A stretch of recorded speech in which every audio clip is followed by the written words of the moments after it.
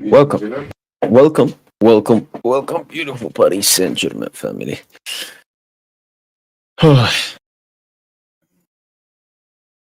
No, no. I was just editing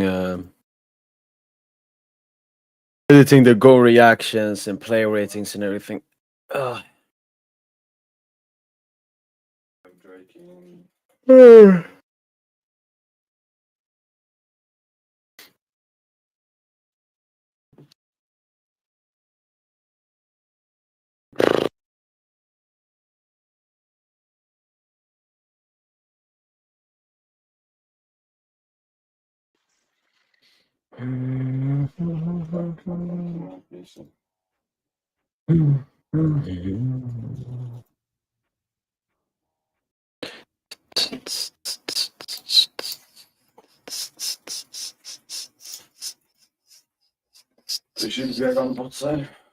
Yo.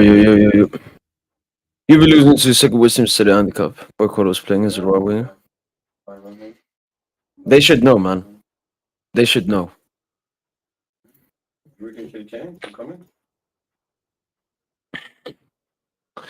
Well, this is one of those live streams where I couldn't care less. Hey, what is a fraud? Yeah, I can't defend it at the moment. All right, let's take a look. So, head results: United 3-2 versus Ipswich. City 1 versus Spurs. Liverpool 2-0 Newcastle. Madrid only 1-0. You see the statisticos actually. Okay, it was some of a even game.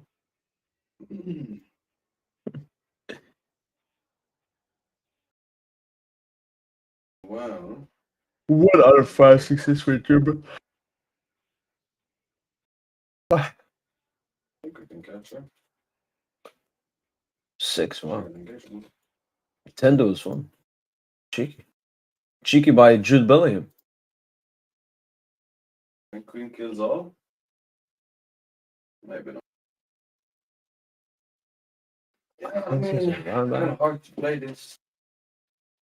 And they just... Yeah, Nube getting knocked out to Empoli.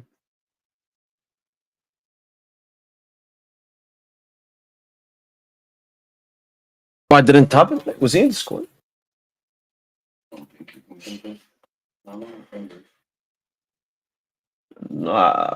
He maybe wasn't. We gotta check PSG, the squad. Ooh. Hard to find a better duo than this.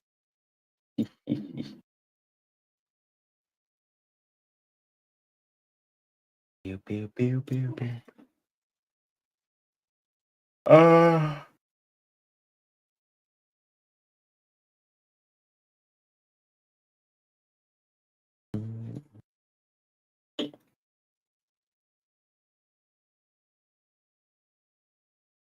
I don't think.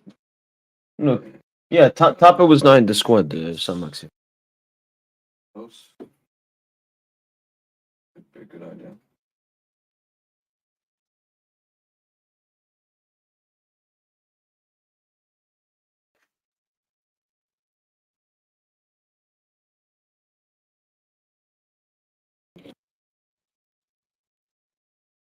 The funny thing always when I talk about Yamal being arrogant is not a single one responds with like valid arguments why he's not arrogant. It's always he's 17. That's when you know you've won. True.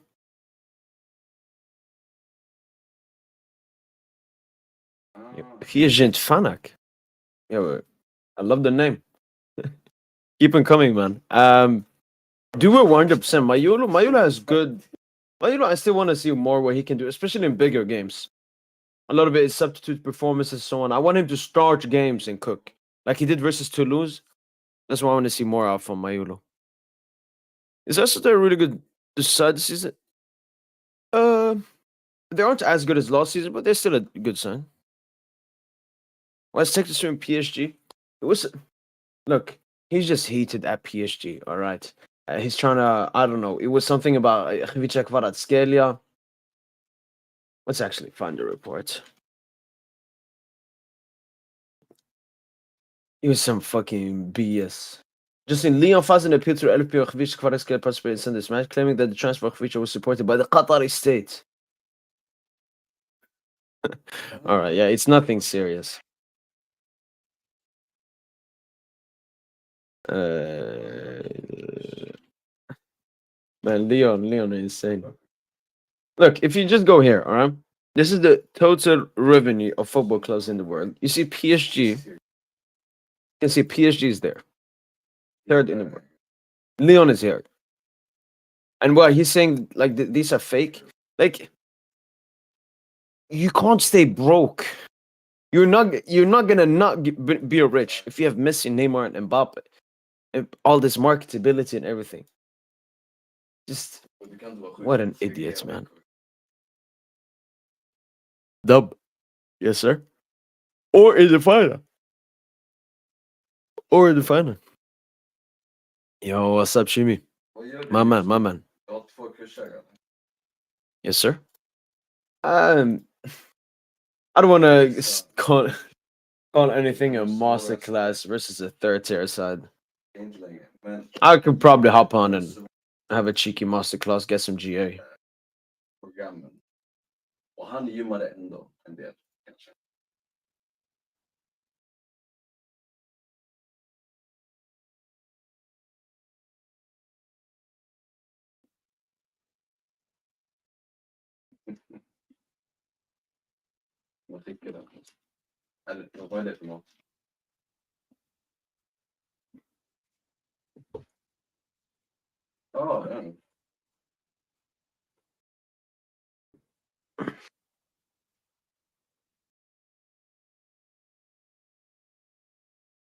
Bror, varför en nation pratar största befolkningen?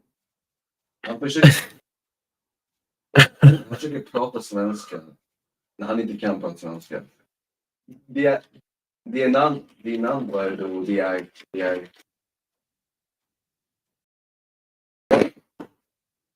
Han är från Göteborg, eller? Bror, det ser jättegott ut. Yeah, I could find it. Because I really don't want this to be the copyright. I don't want to stay awake, and so I would just show the gold. Then. Men det är det du sa ju själv att du... Yeah, here. Aha. Oh, it's actually a Coupe De France. They don't copyright like that.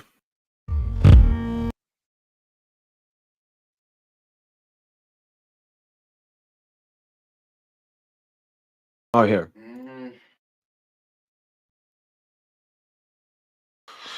We check Kvaratskhelia on the right. Okay, Gonzalo. Oh, Gonzalo got an assist for that. Do it, bomb.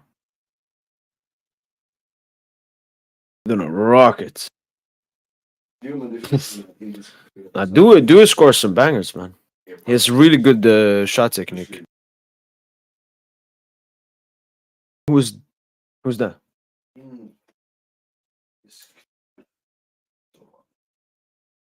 Who is that?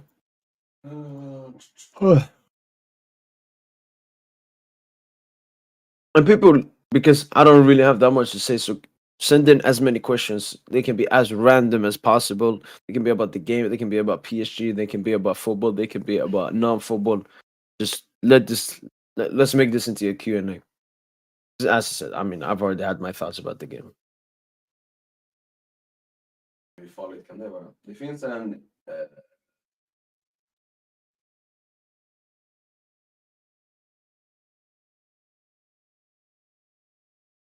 Jag hittade en.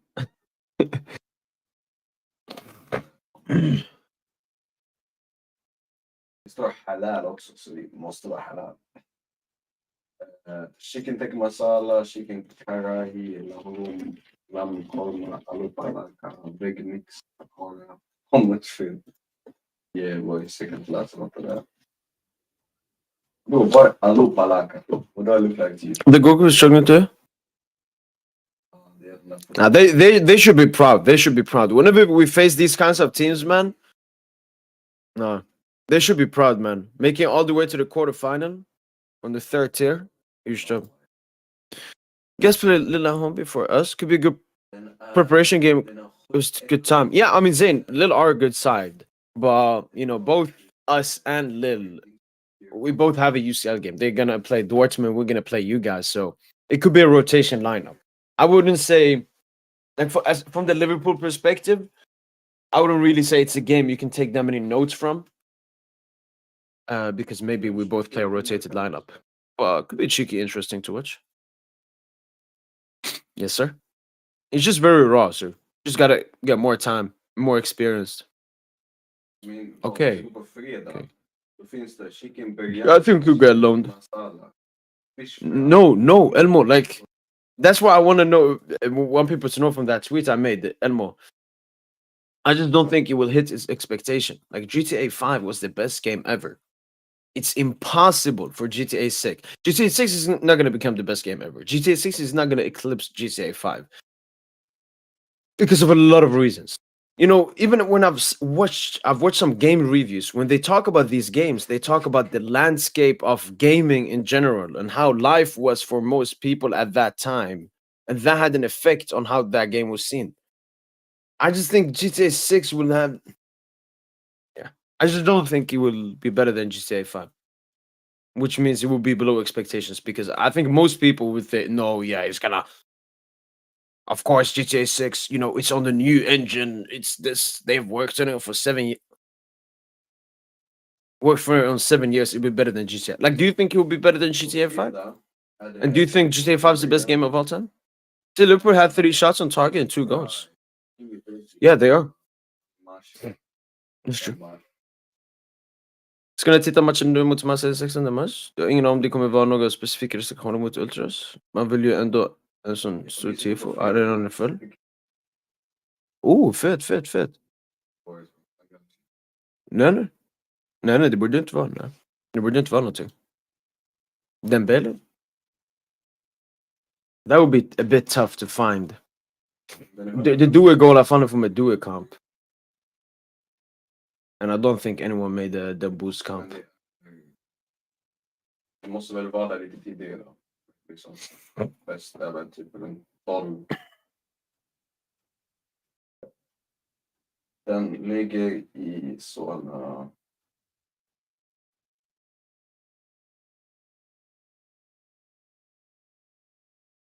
Nej, det är nog inte.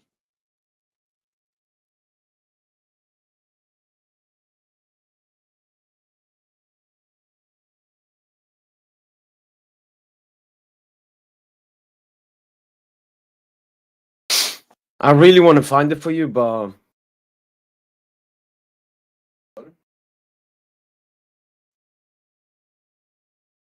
Det måste vara där tidigare.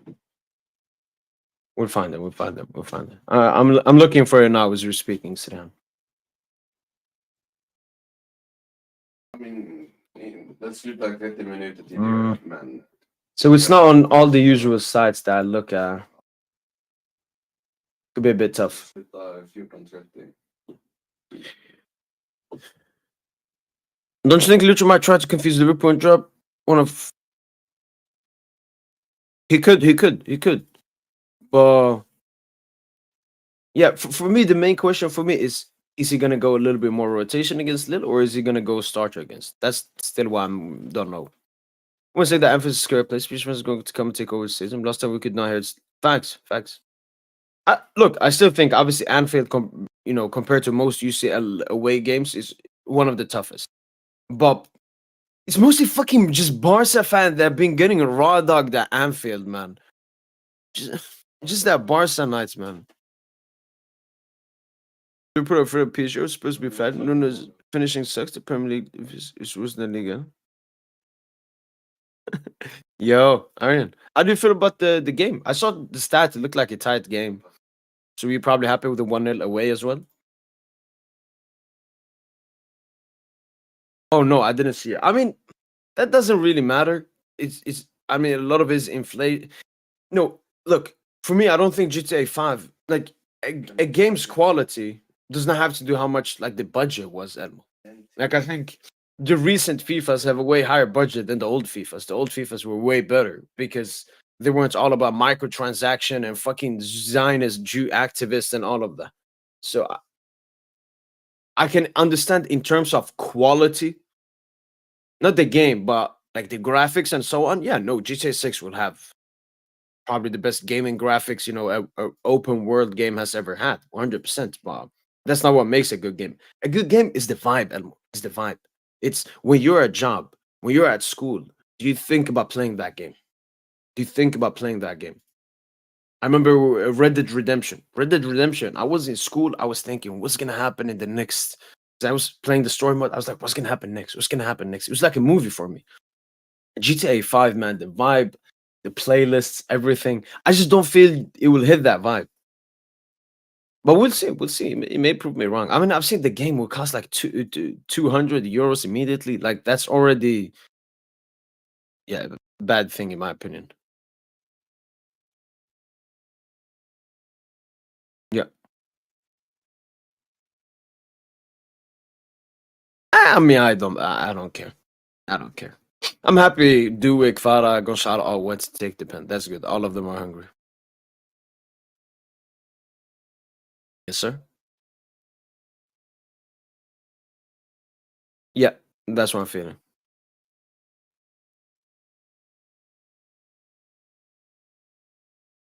Jaha, nej, det är klassik. Le klassik alltså. PSG kommer alltid ställa in bästa elvan där.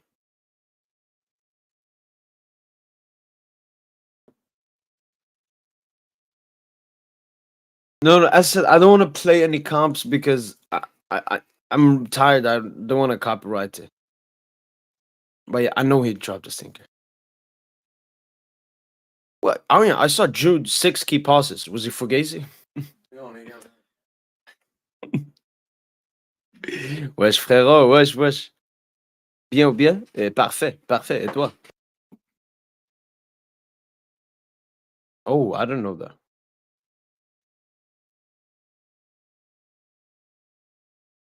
Well, I gave him 9. How was it supposed to be a rage bait? Or did I make a mistake? Yo, what's up, Trippier? Allez, Paris.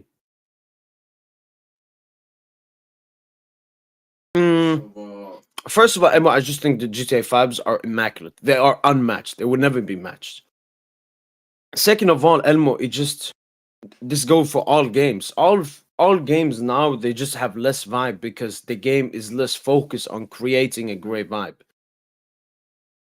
Like I think all of these future games, most of obviously Rockstar is not as bad as EA and Activision, but they're still gonna be worse off than before. They're still gonna compensate stuff.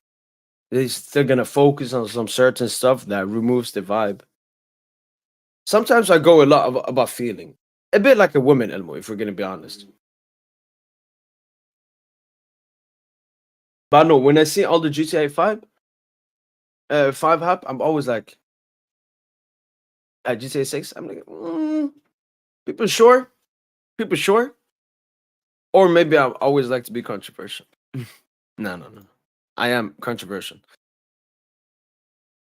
Yeah, I mean, that's not part of his game. Just because you're tall doesn't mean you like Neves is insane at headers. He's not tall. No, I don't think Salah is a player we have to do something special for. We just have to play a good game. That is true. Exactly. And none has really high wage as well. Okay. Yeah, I mean, Aryan, they're looking ahead of the UCL game, Aryan. You have a very tight fixture. Who do you play on the weekend?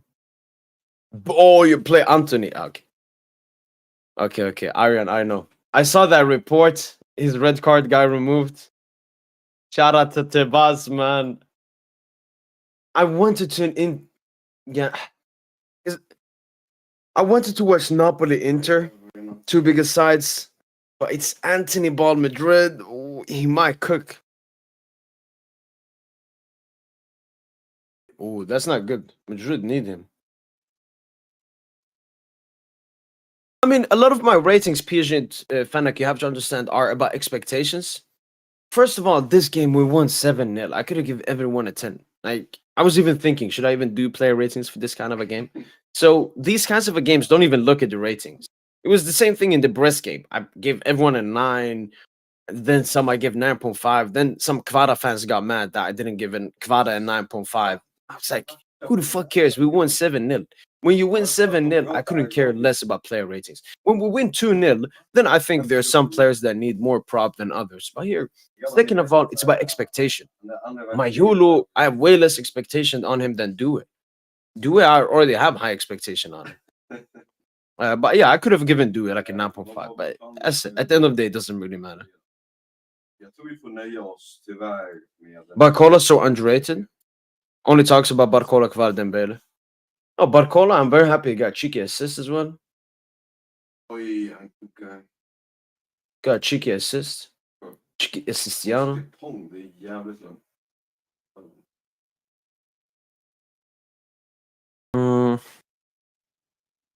Ja, men den har ingen buffé. Har den buffé?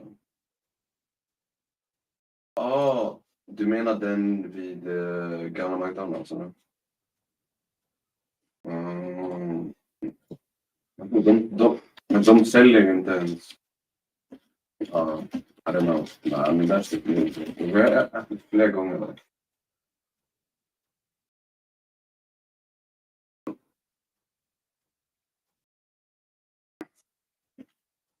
Men jag har inget problem.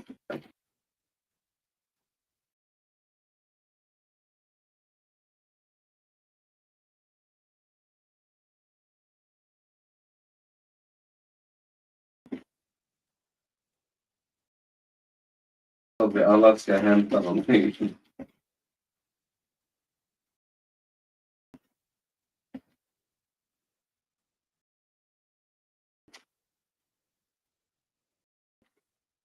Allt var kallt ska koka.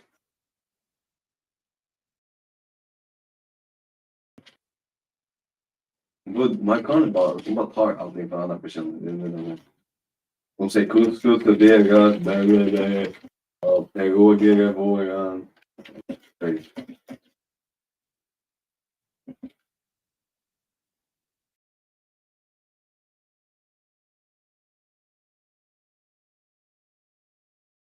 Förutom Marcana är coola. Yes, nu pratar vi liksom. Men ja, fredag efter början får vi väl springa dit. I mean, systematically, that's why they're shorts. Shorts are not supposed to be informative. They're just supposed to be in the moment there. And honestly, I think it's a normal thing that people should understand. Like, if a team wins 7-0, that means everyone was great. And the difference in ratings doesn't really matter. So for me, I just go, they should probably have common sense. I don't know, Trippy. As I said, I've said this throughout this entire stream.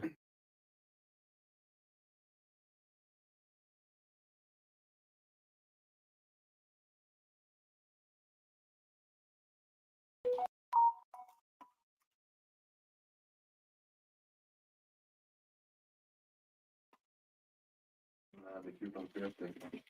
Samma typ.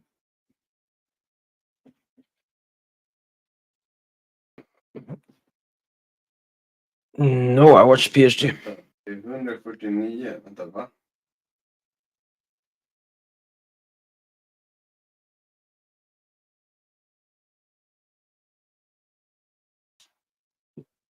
Va?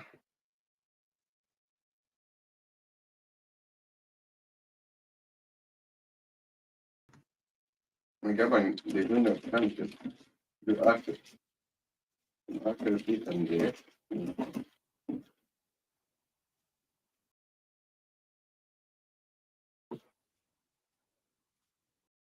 That is one. That's true. That's so true. Vi köpte, ursäkta. Ja, nej, jag har fel. Det är 129.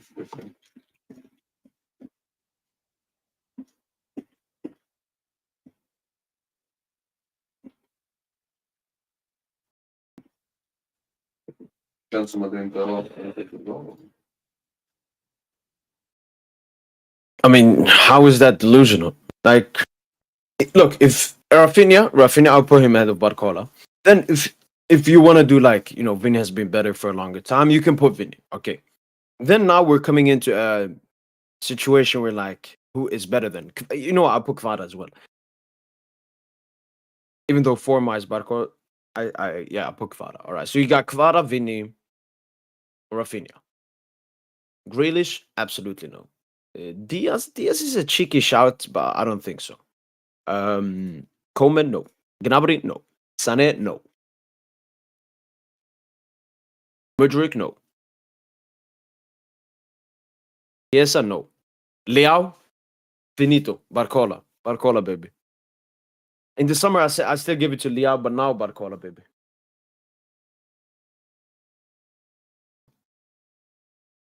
Yeah. I mean, I watched the Liverpool City game. Obviously, that wasn't that kind of a game where I can study the opponent. But I think I know enough about Liverpool. Solid defensively, good midfield, heavy Salah reliant, but have huge flaws. That PSG already.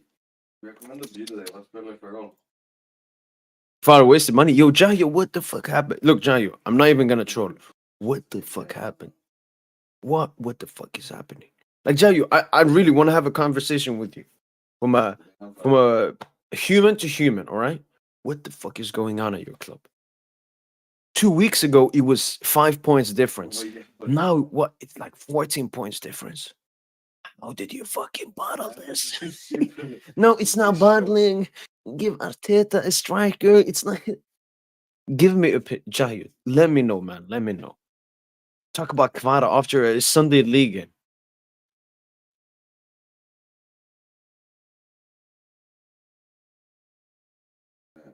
Yeah. Sure. For sure. Well, I sent the wrong one? Mhm.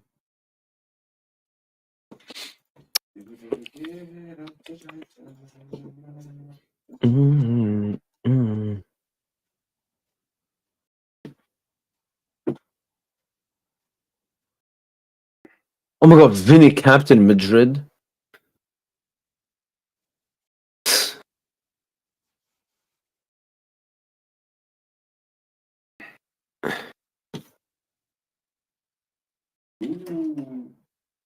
Men grabbar, vi måste göra ett beslut här och nu, okej? Vem vill få backshots? Yo, What's up? Welcome, DJ. Hello. How you doing? So, doing good. How are you? Yeah, I'm cool. So, yeah, just quickly put out all your thoughts about the game. Yeah. First off, it's a little weird. I think I don't know. It's them playing well, if it's us, not playing out to our level. But I think when the first one went in, it opened the floodgates a little bit, and I think the players loosened up a little bit. And yeah, I'd say it was a good performance. Obviously, a great second half as well. Yeah. Short and fair. I mean, it's good performance for squad players like Gonzalo. I saw some Gonzalo should start comments. Okay. I mean, immediately had to expose them. If he keeps playing like this, then you might have to have the conversation. DJ, I put you as a striker. You at least bag in too. He scored a pen as well. No, shout out to him. Shout out to him. Yeah. I like that finish he got. He placed it bottom right. I don't know if that was his second or his third, but I like that finish a lot. Oh, when it came like from the left side? Yeah, he good touch and then placed it bottom right. Really nice. I feel like he's playing with a bit more confidence as well. Like I'm seeing like a couple of flicks and tricks from him that he keeps trying. I think he's it's like you remember. I think it was Westbrook at Clippers. Mm-hmm. You know when he was a starter at the Lakers, yeah, and then had the disgustingness. Then went to Clippers, and then obviously he was a bench player there, but he started embracing that bench role, right, and started cooking. I think that's what Gonzalo has fully understood his role in this team. Because maybe throughout some periods before, he was like, I want to be a starter. Why isn't he starting me? But now he's embracing it. Like every opportunity he gets given, whether off the bench or starting in these weak games, he's always doing his best. Even Yeah. for the pen. He saw he did it. Kvara went to the pen, which I was like, no, I need this for my PR, man.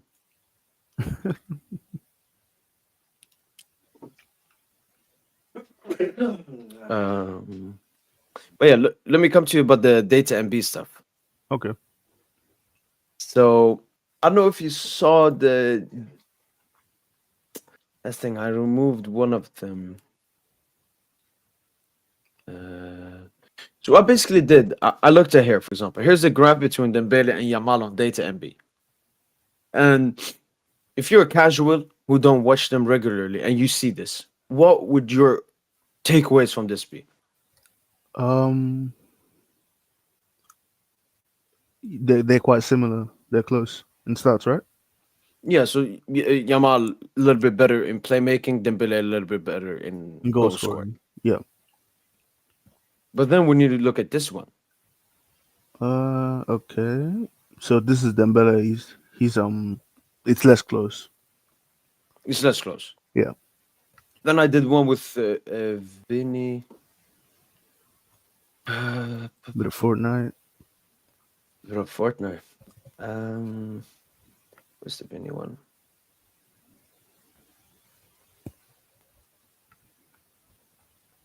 Here's the Vinny one. You can see the difference. And on data MB, he had like Yamal nearly better than Vinny. So, and I created these graphs myself. Oh, really? So I picked the stats from FBRF, and then I found how to do like a hexagon graph. Oh, okay. And I That's made really it. cool. Well, what software did you use? No, just a website. Just website. Okay, that's really I, cool. Actually. I think it was like graph maker, graph generator, or something. Right. Can I ask I, you? Do you prefer that sort of graph to the FBref, the bar chart thing? Which one do you prefer?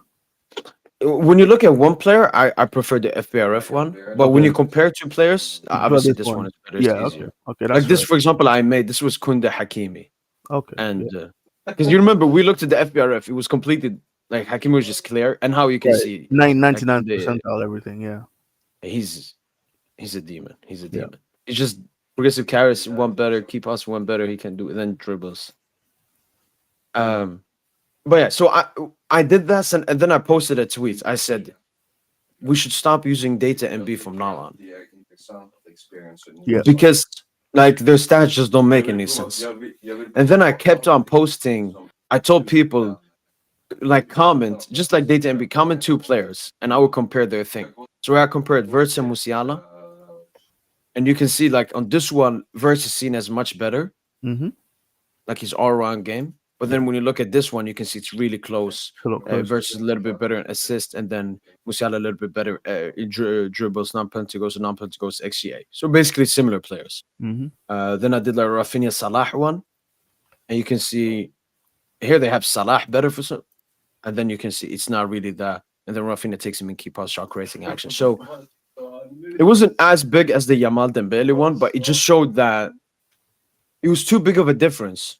You always find different stats on websites when they use different like algorithms or something, but it was just too big.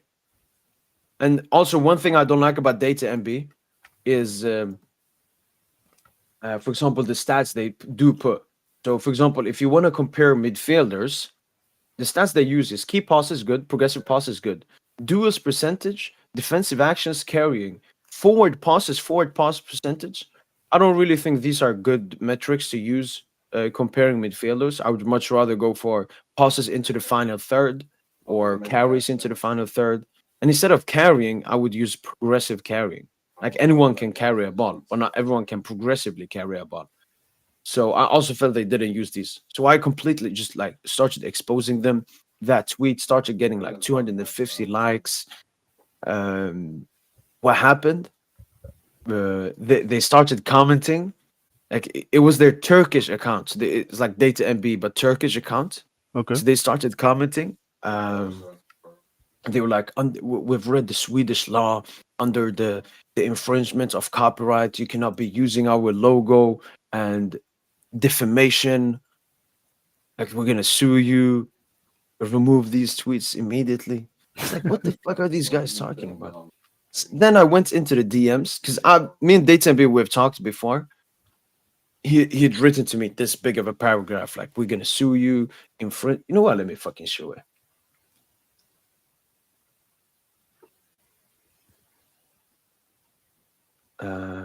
Here. You see big text, high PSG, and we're always being courteous here. Swedish defamation laws are primarily governed by Chapter 5 of the. This is just all to I don't know, to scare me or anything. And I basically said, look, you're just wasting your time. I'm just comparing stats versus other stats and proving you shouldn't be taken seriously. Stop messaging, commenting on my post, and I may stop. La la la la la la la la la. And then he kept on bringing this, but he was actually talking nice when I told him, like, I know you're just playing a game. So he was talking nice. And then I, explained myself. And then he actually explained the reason for the difference in stats. Our stats simply don't use Opta like FBRF because while recognized as the top data provider, using their data is very expensive. And using it without paying can be very tricky situation legally, DJ. Yeah. Which means I would never, I would stop using data and B stats from now on because he just said he doesn't use Opta, who are recognized as the top data provider because Yep. it's too expensive. Okay, that's interesting. Yeah. Which basically just exposes the entire website. It not exposes, it just means that it's a. I think you said it before. It's a very like friendly website. What is it? Customer friendly. What did I say? What's that? FRF? That data MB is like a friendly site. Like it's bright colors. Everything is easy to see. There's graphs. What's the word for that? Oh, okay. Like, what's the word for like? Oh, I guess user friendly is the word. I guess. So it's very user friendly. Yeah. A lot of colors. It's bright. FBRF, it's more, I don't know, nerdy. It's a lot of stats. You gotta look for it. You gotta find it and everything. Data MB just gives you everything. That's why they're focused on that. But then when he told me that, then I understood. I was like, all right, this is no fucking disgusting agenda, and it just costs money, and you're trying to run your company and everything. And then he even said this, and because he was like, this is really, it's this like it's destroying their recognition because I'm a big account, and that tweet was gaining a lot of likes. Like it could have affected the like how they were seen on Twitter. And then he even added, also as a Parisian, ici c'est Paris, Olivier co-founder. Twerking for me a bit. Yeah. And then he asked really nicely, like if he could remove them. I was like, yeah, 100%. Because this explained now everything to me. Right. Obviously, now that I have this information, I would never use data MB because it's watered down version of everything else. But yeah, it was a fun beef. It was like a 2-hour beef. Ended real quick. Yeah.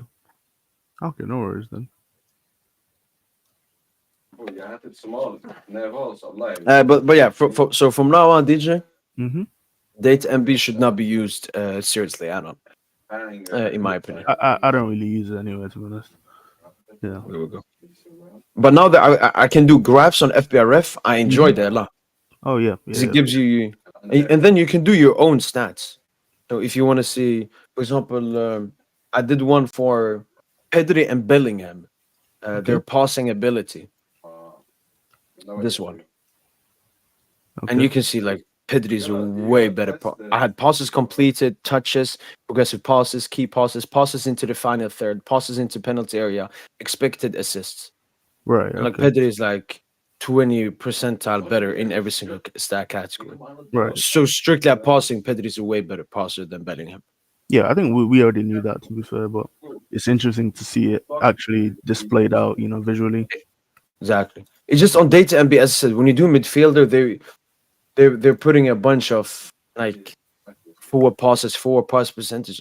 Like Marquinhos has insane forward pass percentage. Doesn't make him a good passer. Like Mm. Jag tycker det är en Okay. bra idé att försöka bli bättre. Det är fan en bra idé. Jag tänker på det.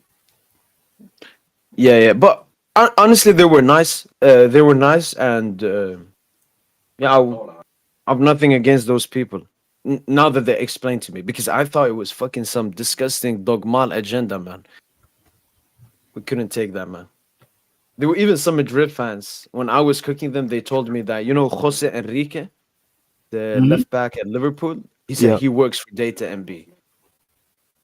And Oh, okay. that Okay. like it's an anti-Madridist page. Jag var så dålig när den kom. I didn't believe in those conspiracy theories. Mm. Jo, det är med. But yeah, that's the Men bror, jag är that's the video. That's the situation. Who's Yeah. that? Who's the player that he's like a millionaire right now or billionaire? I can't remember who it is, but like, it's one player that retired. And like I think he went into like some sort of investment, something like that. I don't know if you know who I'm talking Oh, about. Braithwaite? No, it's not. It's not Braithwaite. It's a white guy. Och så ser jag, vad har vi att... I don't think it's Jose Enrique, but I can't remember who it is. But it's like one player that he retired, went into some sort of investment, and now he's filthy rich. Okay. Yeah. No, I just know Braithwaite. Ah, yeah, Flamini, Mati Flamini. There we go. Thank you. Mm. I was thinking Debussy because I felt like it's like an Arsenal white guy played for Arsenal, but I wasn't sure. The first name that came to mind was Debussy. Yeah, Flamini. Yeah, what's with him? No, I just was thinking about him. Like, yeah, it just came to my mind.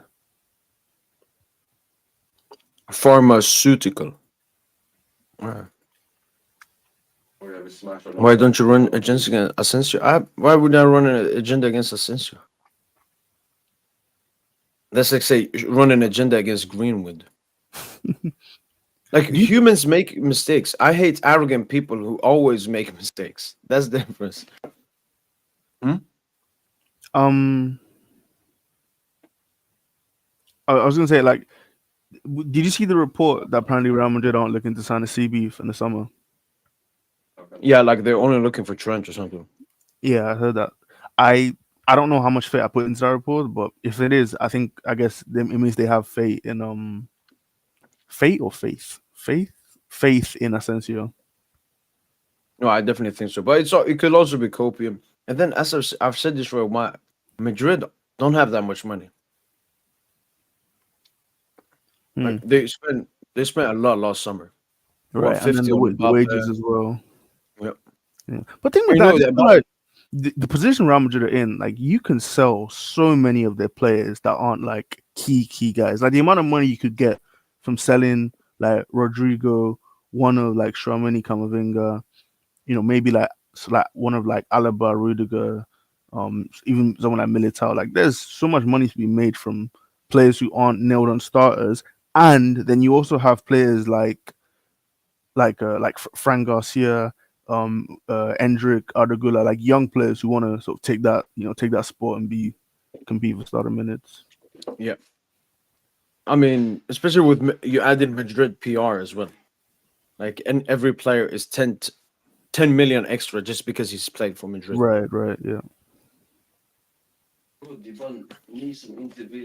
I don't know. I think Perez is a bit washed. Yeah. I think part of the issue is like when you run a club as big as Real Madrid, you almost get a bit disillusioned to how to actually run a football club because you run it more like an institution rather than actually thinking like sort of proper footballing kind of way. I don't even know how to phrase it, but like, like no logical club would have brought Mbappe on a free when you already have Vinny being a superstar. Like you would have bought a proper number 9 who would actually fit perfectly, something like that. But because it's Real Madrid, we have to get Mbappe because it's just we have to do it. Yeah. From a sporting thingy, Mbappe was not needed. He's more of a luxury player. 100%, yeah. You can hate your own kind.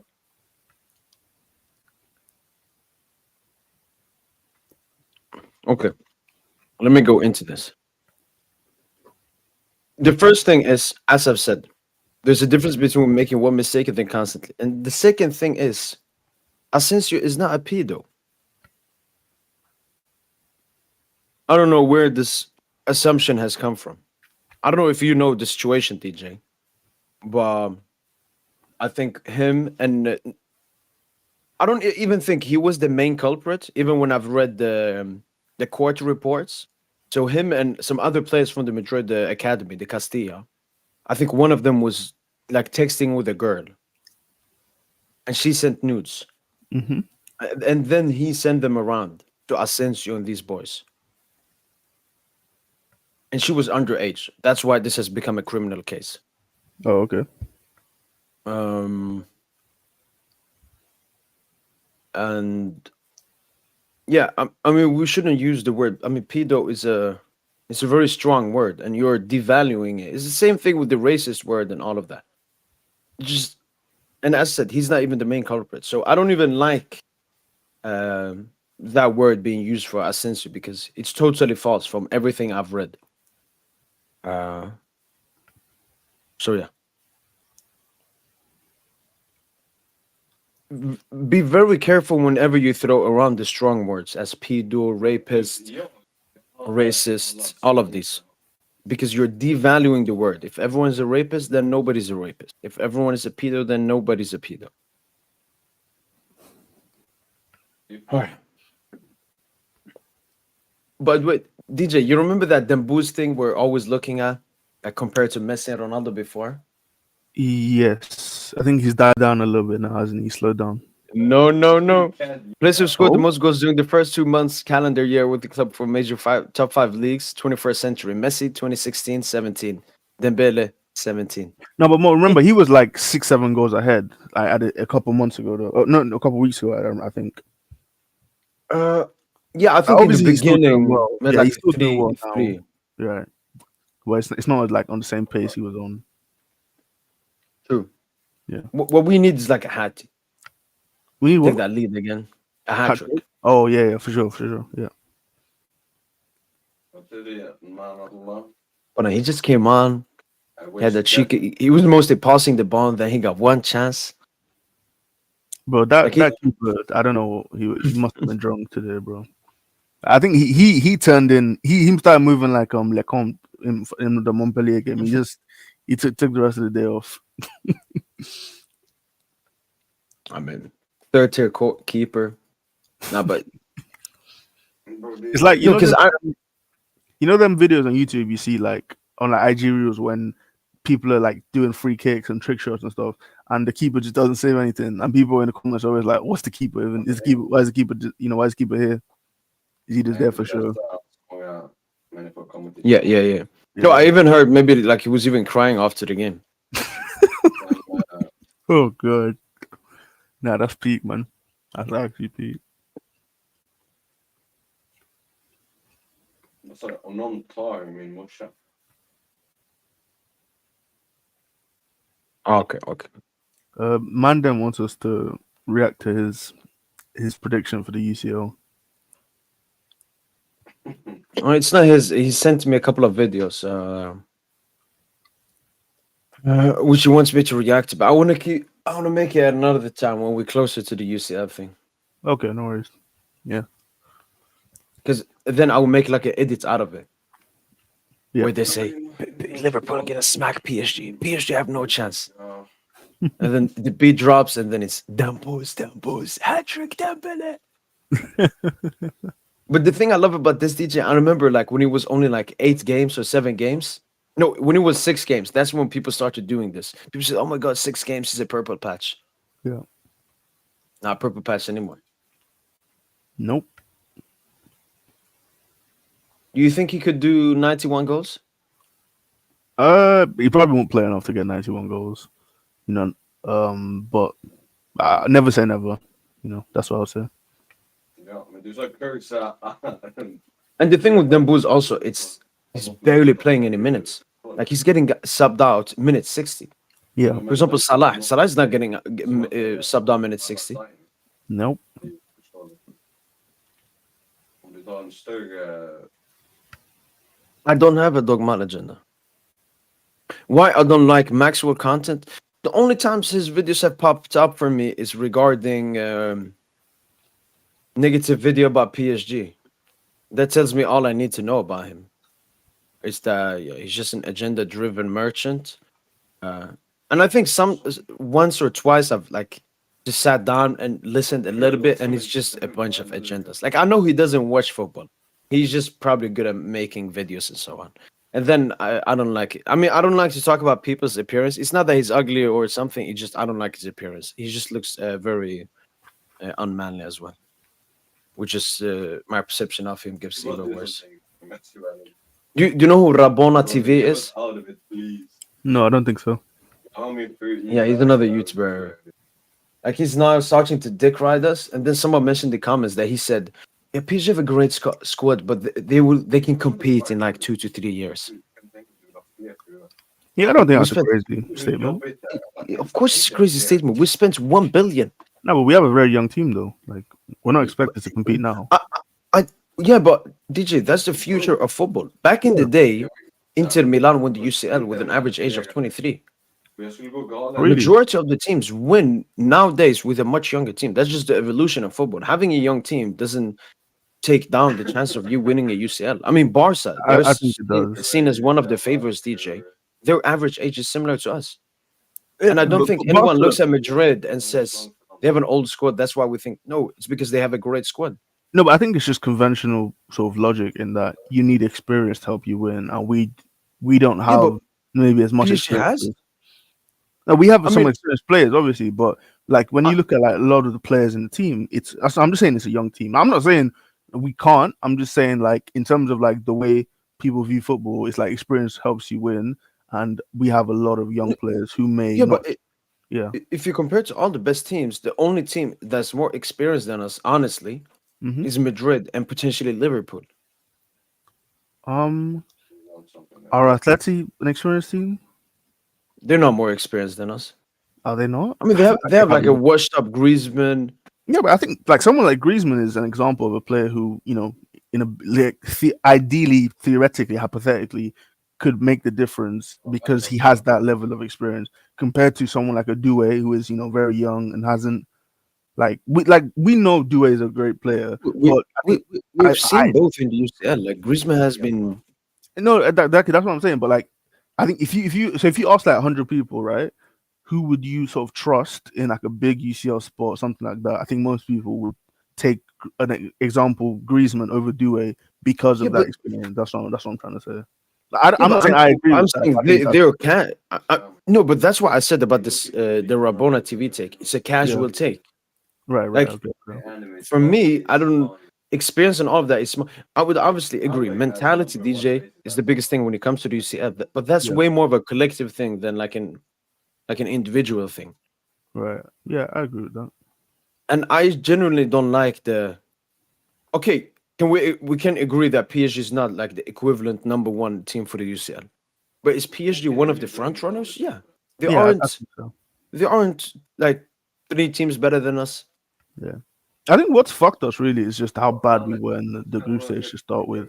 Because getting, in my opinion, a top two team in the UCL, getting them in round of 16 while being in great form ourselves is just very unfortunate. Like if we had played the way we've played the last couple of months for the whole group stage, we'd probably have been in the top four, and we would be getting to play Benfica or Feyenoord or whoever in the first game, and we would, everyone would have PSG as favorites or one of the favorites.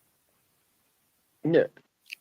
But I mean for me, I think us facing Liverpool is actually perfect because this is a great test for us and this is a great test because if we beat Liverpool, DJ, I know they will still make up excuses, but it'd be very hard. It'd be very hard to make any excuses when we beat Liverpool. Okay. And don't you think this is the perfect time to face up against Liverpool? 21 games unbeaten. We I just mean, reached 100 goals for the season. We are 13 points clear at the league, semi-final of the Coupe De France. yeah, well, Liverpool aren't in great form right now, but I think like when you're playing a team as good as they are, like there's no such thing as perfect time. Like they're unbeaten that long. They have that unbeaten streak for a reason. So it's gonna be a tough game. I think. No, 100%. Yeah. But who would you say just for the first game? Who do you think is had? Favorites? Who would you bet on? Remove Hart. Okay, so it's tough because Liverpool's performance away at City, it sort of gave me like a bit of sort of caution as far as like I could see them coming to to the park and trying to play that same sort of play style. But I think we have a decent chance of winning that first leg. If we can sort of get the isolation out wide and overload the flanks.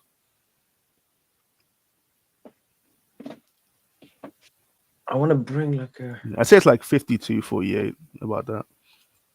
to PSG, To PSG, yeah. and that's without Hart. Yeah, without her. I mean, I don't really do hard. Like, obviously, like, I'd like for us to win, but I think Liverpool pose obviously a lot of threat.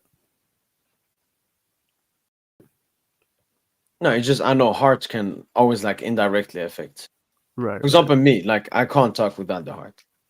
When it comes to Really? PSG, like Barca, I can talk. Yeah. I can talk without the agenda, Hmm. without the hate. But PSG, no. But I just think You've Hart seen hit my it really predictions, good. DJ. I've never Yeah. predicted a draw in my life. I've never predicted a defeat. Yeah, that's fair. That's fair. Yeah. I just I can't do that because I feel like I represent the team, and you can never say, "Oh, let's get." Like I remember when we were gonna face Arsenal. If you remember, it was like the second game after the World Cup. We lost that game away. Yeah. That game, I remember, I felt we're probably gonna lose because I think Neymar and Messi still hadn't returned from the club from the World Cup. We were in terrible form. We looked so bad in the previous game. Arsenal were in great form. We do bad there.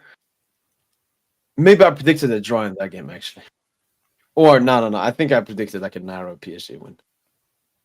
What game was this?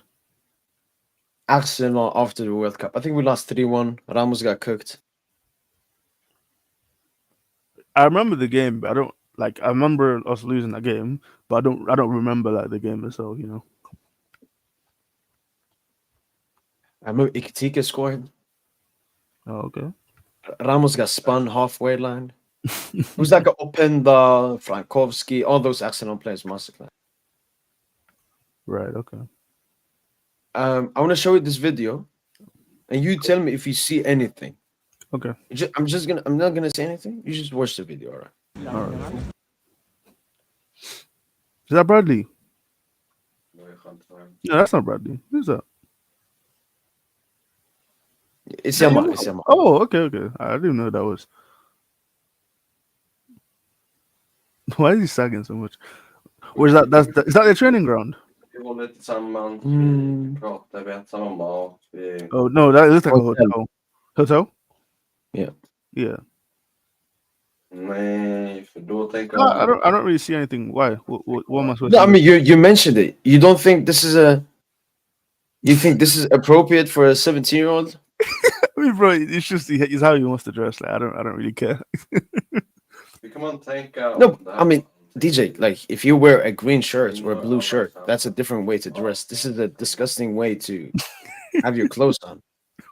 No, we don't need to be analyzing his dress, man. Come on. No, DJ, look. If Yamal had absolutely nothing, and then he had this, then I agree with you, DJ. If we saw like Barcola, he has no controversy, has no ego, nothing. We saw that. Yamal, and I saw this video. After the Atletico Madrid game, Yamal dropped a stinker. Oh, you got a Newcastle fan. Yeah, go on. Sorry, I dropped the D. He dropped a stinker, and this was again. I don't know exactly 100% if it's true, but so this is a Barca fan. He gave like ratings.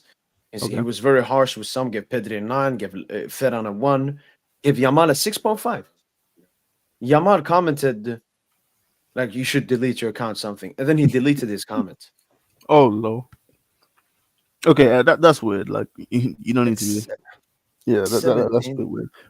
And he had done it previously. In a previous game, he got a 6.5 again, and he said something again. you're an idiot. Just, I don't know what that means. Wait, he gave Rafinha 2.5. No, I think that's Ferran. Okay. Rafinha was the 10 in this game, so he got 6. Okay, all right.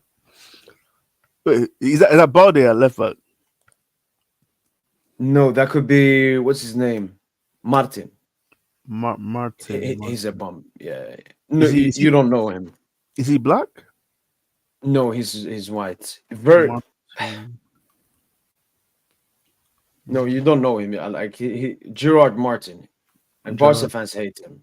Let me search him up. Here. I don't know who that is. Yeah, he's terrible.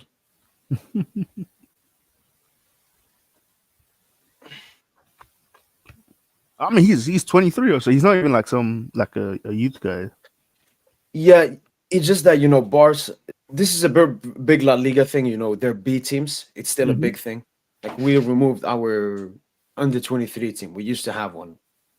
What do we do with Barca? it? I think we just removed it entirely. Oh, okay. Because, I mean, it's a bit useless to have. Barca B play in the secondary tier. Our under 19s, so we don't have that kind of a team. Yeah, I get you. So I think that's where he came from. That's why he's still old. But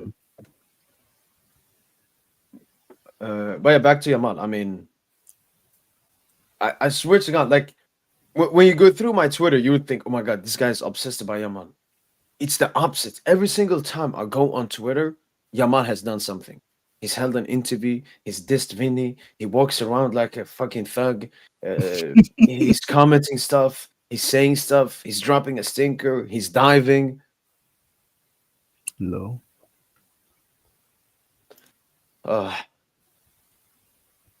Lamin said you're drunk.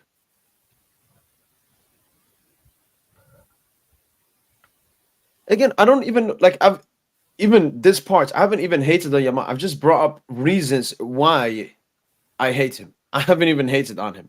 This is the issue with you, Barca fans. You still play the card. Yamal is a humble 17-year-old who only deserves love. He hasn't done a single thing which questions his humbleness, which is a total lie. Do I exaggerate it? Yes. Yeah, because I do hate him. I'm honest about that. But you guys are lying. That's the main problem.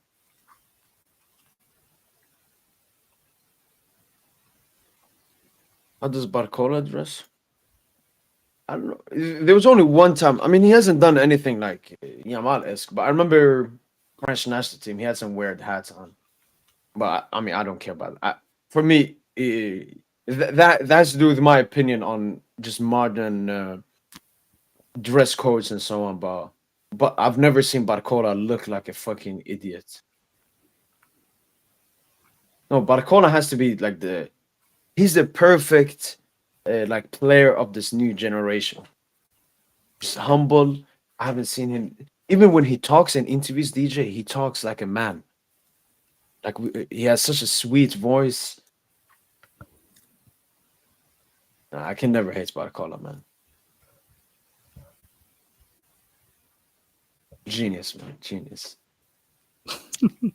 Such a likable player, man. Oh my God.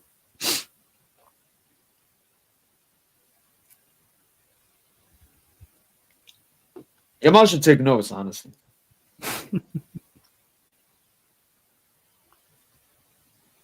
No, Kunde. Everyone talks about how he dresses, how it's feminine, how it's gay, but there's a huge.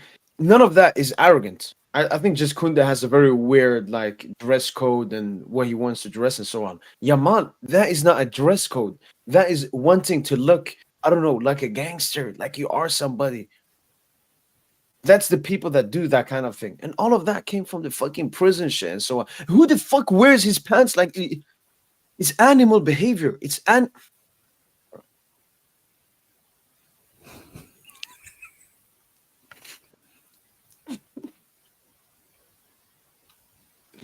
I was editing out DJ yesterday a video uploaded like why the Premier League stinks.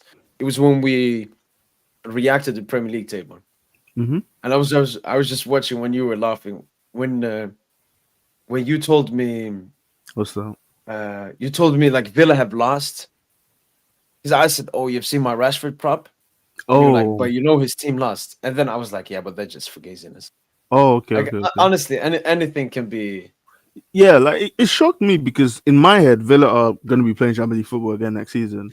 Then you look at the Premier League table, and there's a good chance they're not even playing in Europe. So it's Yeah, crazy how things continue to flip, isn't it? I think they're a bit similar to Brest. Because Brest haven't done that well in Ligue 1 either compared to last season. Like they're sitting ninth. Yeah, that's a good comparison. Yeah, I'd say it's even worse than Brest because Villa have a shit ton of money and they have a lot of really good Yeah, players. You know, like I can understand Brest being bad. This they ridiculously overperformed last season. You know, yeah. but like with Villa, like they should not be 10th in the league. You know, it's been pretty disappointing. It was the same. I think Sociedad last season they had like a crazy UCL group stage before they met us, but they Yeah, were yeah. I really think bad. they topped the Liga. group with Inter, didn't they? Yeah, Yeah, exceeded like 2 goals or something. yeah. The old former man. Ah, jeez.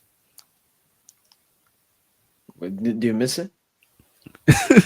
I miss like some of the protection, some of the guarantees. You know, like the idea that like okay, you can have a shit group stage performance like we did, but you can pray to get one of the worst one seeds, or if you do have a good group stage, you can pray to get one of the shitty 2 seed teams. So I like that part of it. Um, but I think I can't complain with how this new UCL format has gone in terms of the entertainment. You know, Yeah, the previous one it was more simple. It was more straight to the point. exactly. You Yeah, knew what was gonna happen. It right, wasn't more about the this one. What I knockout. like it's unpredictable 100%. every Yeah, single time. I think anyone saying they haven't enjoyed this new format, they just don't like football, man. I'm sorry. Like every single week, banger after banger after banger, the UCL kept serving us. The only thing I can agree with DJ is this model is taken off the American model, which they have in the NFL, they have in the MLS, they have in the NBA. What do they say about the NBA season, DJ? It's too That long. it's not no, it's not as valuable as the playoffs. Okay, okay. Like we say, Darren Fox, he cooks in the season, but they're like, let me see what he can do in the playoffs. Let's see if he Yeah, can do it in the playoffs. I get you. So I think obviously we just got it this new season, so they haven't started yet. But I Hmm. think that could potentially happen. You see, like Goransi topping Rafinha top scoring 9 goals in the group stage. They're like, let's see if he can do it in the knockouts because Yeah, I think group stage games before were more valuable maybe. in some sense. But it's I don't know. It's still a bit different because first of all of them are in the same league instead of an East and Western conference, and then I think obviously because the NBA is just American teams, while there's European teams, so you have stronger competition as well. Yeah, I get you. I get you. Maybe. And we have to come to that segment, DJ. What do you think of Arsenal? Hello. Give me 1 minute. I'm back in a sec. Yeah, I yeah. gotta get some water.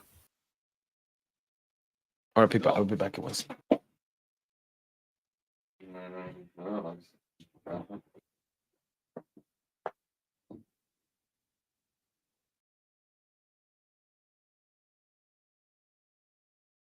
just والله انا مسكتها.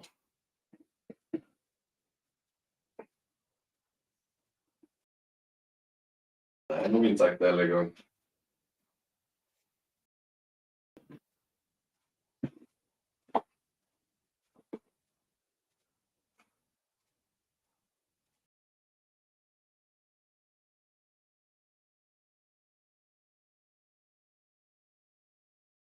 I'm muted, som sagt.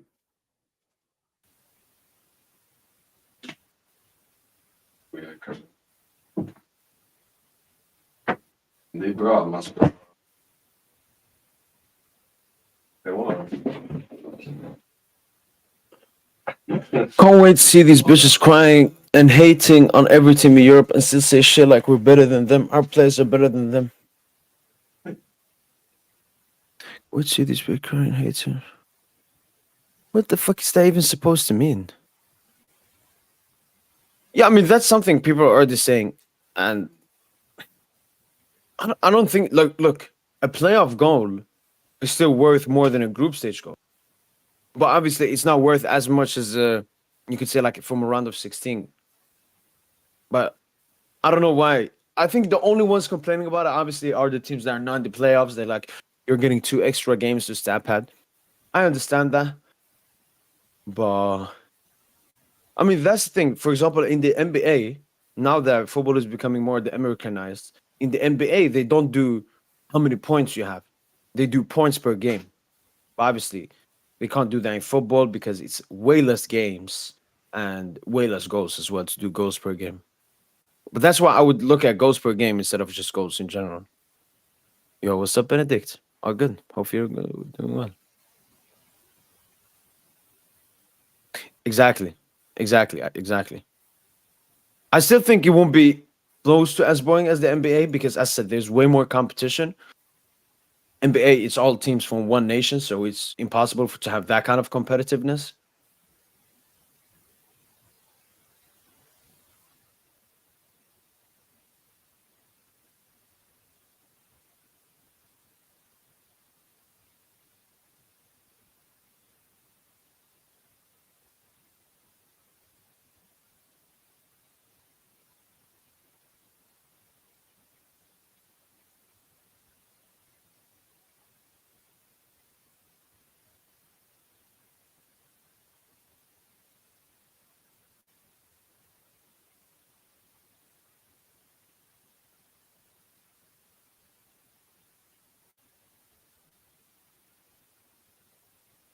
No, SSB, it has to do with anything I have a strong opinion about. I have a strong opinion about Rabona TV. And when you brought that up, it just brought up, my opinions about him.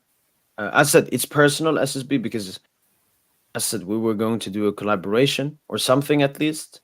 And then he just ghosted. Same thing happened with another Dortmund YouTuber. And that gives me personal vendetta. I remember I used to have the same thing with PSG Talk. PSG Talk. Now, actually, like we sometimes interact on Twitter. Like I interact with their tweets. Sometimes they've interacted with mine, and we just have positive stuff. We talk through a bit of it on DMs. When it was still heated, the beef, you could say. But when people disrespect me, I don't take that lightly at all. Especially Rabona TV, who disrespects Paris Saint-Germain at an all-time high level. Last season, predicting us to lose to Sociedad. This season, it will take 2 to 3 years to compete. Shut the fuck up, man. Shut the fuck up, dickhead.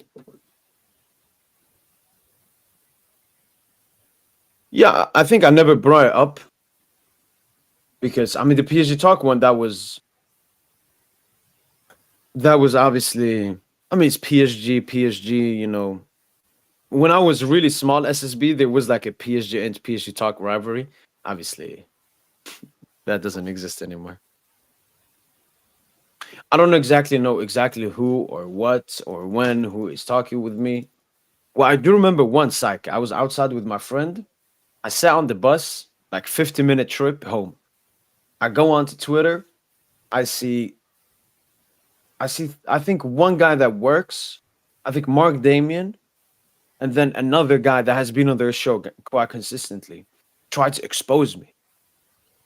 I don't have the tweets anymore, I think. Wait, let me try to find them. Wait, I can actually find them. So they tried to, I don't know. So they basically hated me so much that they felt they had to get out of their way, and I don't know. It's like, let's take a Twitter user. Let's take DJ for example. Like I hate DJ's Twitter opinions so much, I block him. All right, but these people hated my Twitter opinions and just me in general existing and representing PSG. They hated it so much that they felt they had to tell other people to stop following me.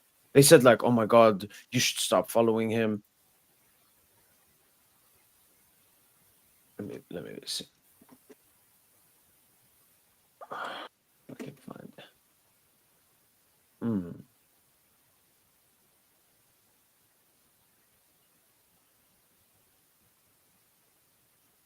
Has he removed the tweets?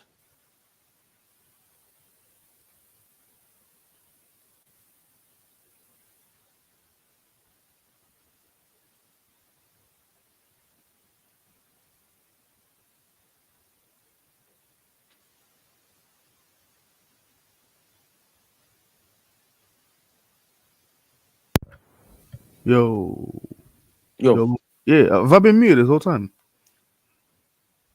Yeah. I just heard. Oh my god. Okay, what were you asking me about Arsenal?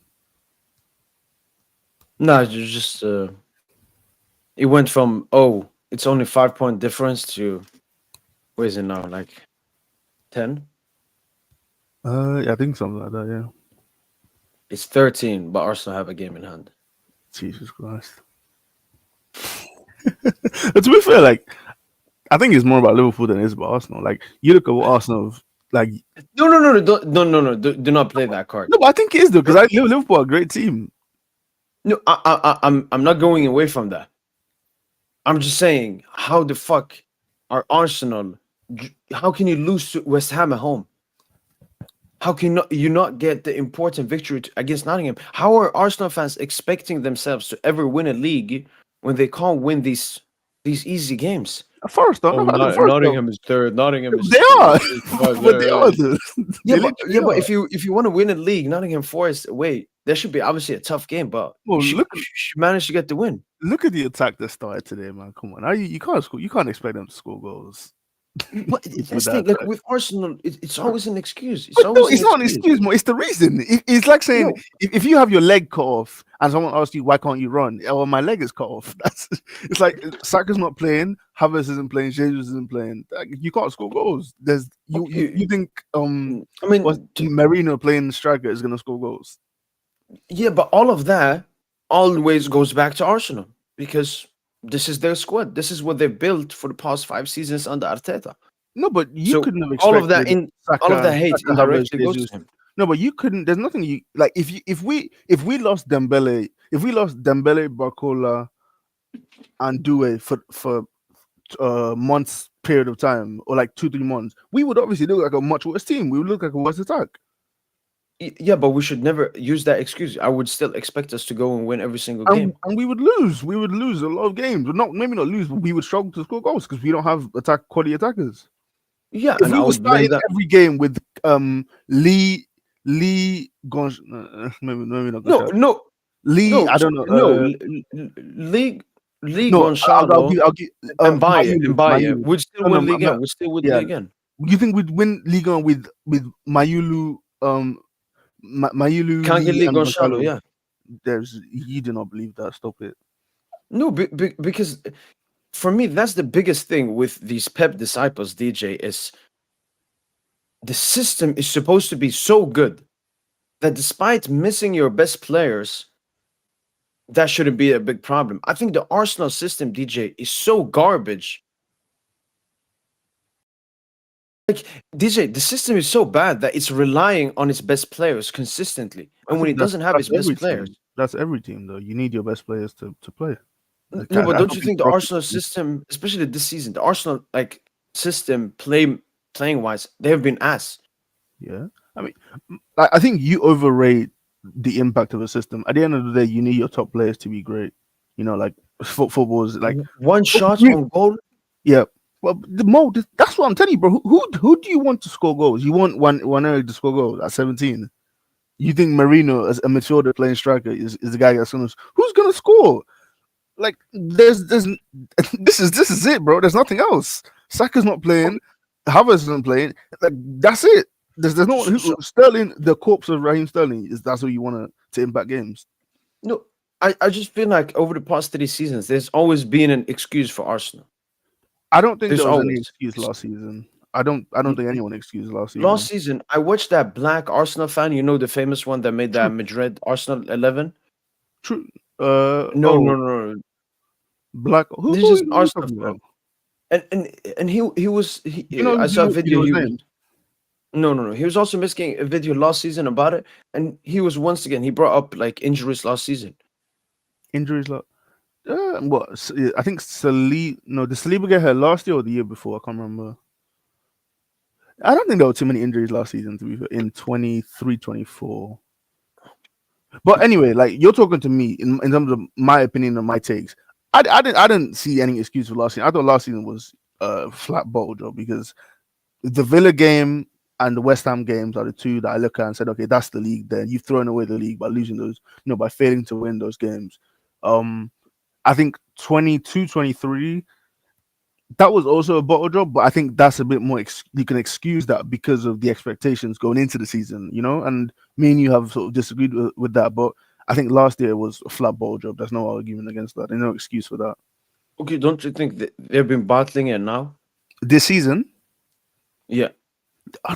no. Okay, in terms of like what the expectations were, it's an underachievement. But in terms of how the actual season has played out, like Arsenal have never really been in the driver's seat for the league, and you combine that with the injuries. That's how there you have it. That's your answer as to how they haven't, how they haven't won the league really. So then my question is, for how long should the process be continued to be trusted then? I think the process continues until sort of like a major like key sort of part of the team like voices some sort of like dishappiness or what's the word, like basically being unhappy, right? If Saliba comes out, and says, I'm unhappy with the state of the club, I want to be winning trophies, either you sack Arteta today or I want to go to Real Madrid, whatever, PSG, whatever. Like I think unless it's something that drastic, I think you just keep it going. Like at the end of the day, bro, it's football. Like nothing is guaranteed. There's no guarantee of any like you're gonna win trophies or anything. You just go put out your best team and try your best. Like I think in the summer there will need to be a lot of investment to bring in players to improve the team. But I don't look at it as like, oh, you need to sack Arteta because you haven't won the league in phase 4 of the of the film. I just think there should always be clear objectives, and if the objectives aren't met in a certain time, then you should just move on. Yeah, I think, and especially when Arteta is doing these fucking PR interviews, right? I would not lose the league over my dead body. Then goes on to fucking drop 5 points in the next 2 games. Like, what a fucking clown! Yeah, I think if you lose the league, not lose, but if you fail to win the league next season, and it looks like they've gone even further away, then I think you can start having conversations about where the project is actually heading. But I think, like at the moment, right now, like there is still maybe a bit of grace period because of how quickly the rebuild has sort of been done. I think that's the way the board looks at it, probably. Honestly, I don't even think Arteta is the biggest problem. I think, as you said, is the board, because they're Americans, DJ, and I think at the end of the day, all they care about is the economics. And if you look at Arsenal's revenue, it's just been going up because they've secured UCL football, which they didn't have before. So I think the owners are happy. And I wonder, I wonder how the owners look at it right now, because I think look. Yeah, okay. What's this? I think this is what the owners are looking at. Looking at Bakula? Oh, okay. I mean, they should. I think this is what they look at. Oh my God, we're improving year by year. Yeah. Give Arteta F5. I think this is what they look at. 2021. Okay. The jump from 23 to 24 is interesting, though. I don't know why it would have jumped so much. UCL football. Look at the ones that went up. Okay. So green is match day. Green match day. So obviously we know what happened during COVID. So why is match day jumped up so much? So that's what I don't. That's interesting. Champions League, extra games and Champions League tickets. Expensive and hype. Okay, yeah. Then blue is broadcast Champions League again, and then commercial. I think it's a big Champions League effect, but also Arsenal have been improving and becoming a more team that people are interested in. Can you show me Man United's one for this? Okay, you have it there. Okay, so Man United's pretty stable. Yeah, that makes more sense to me. Yeah, but the issue with United is the depth, which you can't see here. Didn't you see that report? Yeah, I saw they it. Said they haven't made a profit since 2019. Yeah. The point I was trying to make was, with these top clubs, these European super clubs, a lot of the time I feel like the revenue is pretty consistent because regardless of whether or not Arsenal are playing Champions League, fans are still going to buy their kids. They're still going to go to the stadium. That's just the way I was looking at it. No, it is true, but Champions League makes a... Definitely. Like if United goes to UCL, it would be Yeah. It'd So be okay, even bigger. can we? Does it only go back the last 5 years? This chart.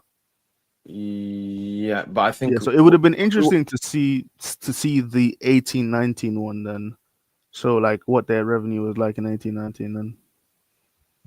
No, the no. only United, not Arsenal. Because United were playing UCL football. That's what I'm trying to make. They were playing UCL football at that time. the only issue with that is inflation. Like everything has just generally gone up. Okay, okay. Just the revenue for the years ended 16.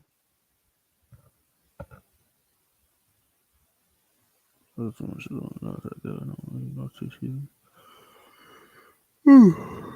so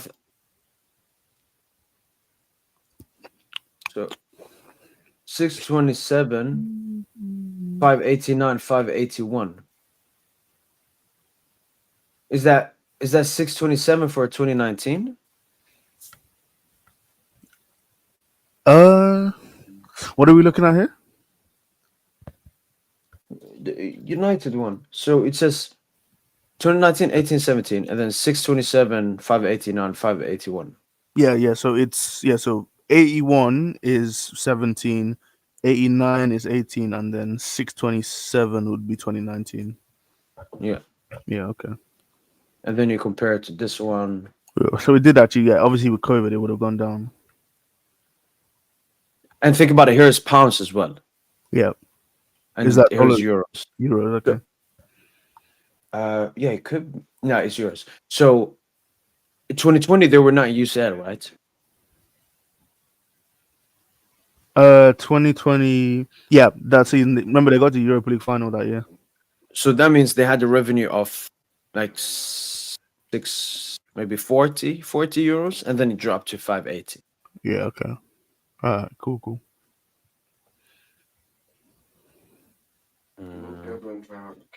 Take Barca, for example.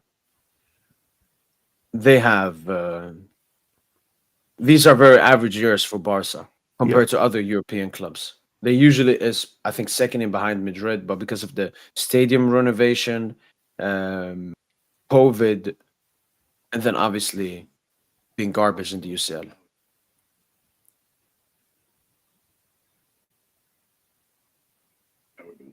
Chelsea, look at that, Chelsea down, no UCL.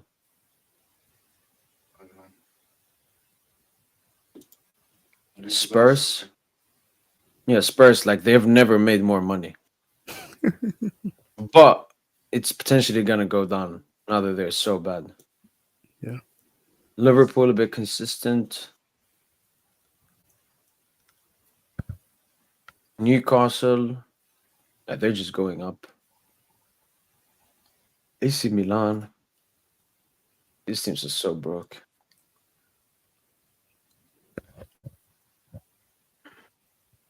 Oh, and you see the red line? That's wages. Okay. All right.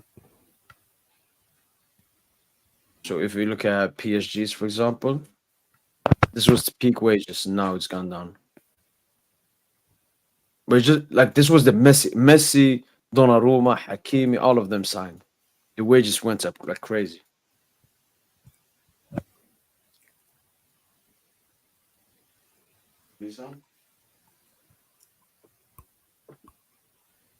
Yo, when did it start?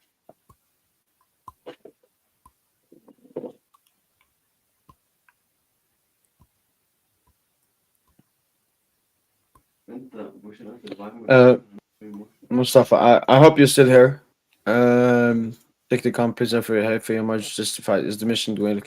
I don't think so. I think I'm very harsh on Yamal because of the standards you guys set up for him. I mean, there's still Barca fans that call him one of the best players in the world, and if that's what you guys want to call him, then yeah, he should have high expectation on him. You can't call him the best player in the world when he's good, and when he's bad, call him he's just 17. You gotta pick. Either he's always just 17. It's like Nwaneri, DJ. Nwaneri got a lot of hype when he had those, I think, 2-3 really good games in the UCL and the league. Yeah. Started like Yamal comparisons. I saw some small like, oh, he has a little bit of Messi inside of him, and then he dropped the stinker. Everyone cooked him. So if you're gonna, it was the same with Dembuz. Dembuz had those first three good games in the league. I called him best player in the world. He's gonna win the Yeah. Ballon d'Or, Uh-huh. and then he stunk it up. And I didn't say, oh, he's just 27. Oh, the team is no, because he deserved that criticism. So it's either Barca fans stop calling Yamal these delusional stuff, or I'll keep using a very high expectation and standard on him. No, I hate that to be fair. That's why for me, Barcola, I've always been calm about him, DJ. Same with Pacho, like these new young players. I don't wanna. Neves is the only one, DJ, I've really like here because some of the games he's had in the big games, I just haven't seen someone at a young age impact that well. Like Yeah. Barcola can get a goal here and there, but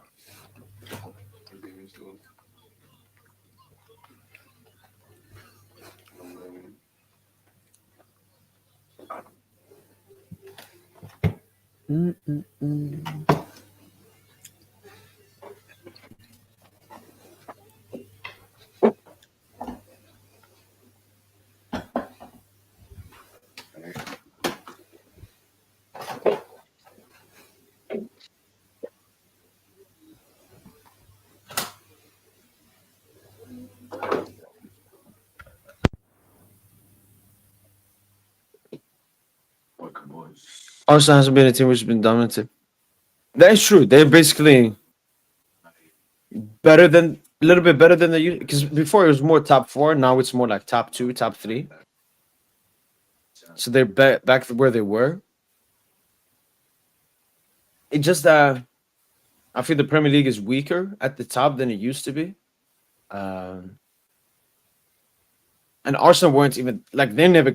The only time they competed for the Premier League in like recent Wenger time was when everyone was garbage, and Leicester City won the league. And Arsenal should honestly have like for the stature of Arsenal compared to Leicester City and the Spurs who were in the competition, Arsenal should have won it. They even beat Leicester City twice that season, home and away, and still didn't win the league.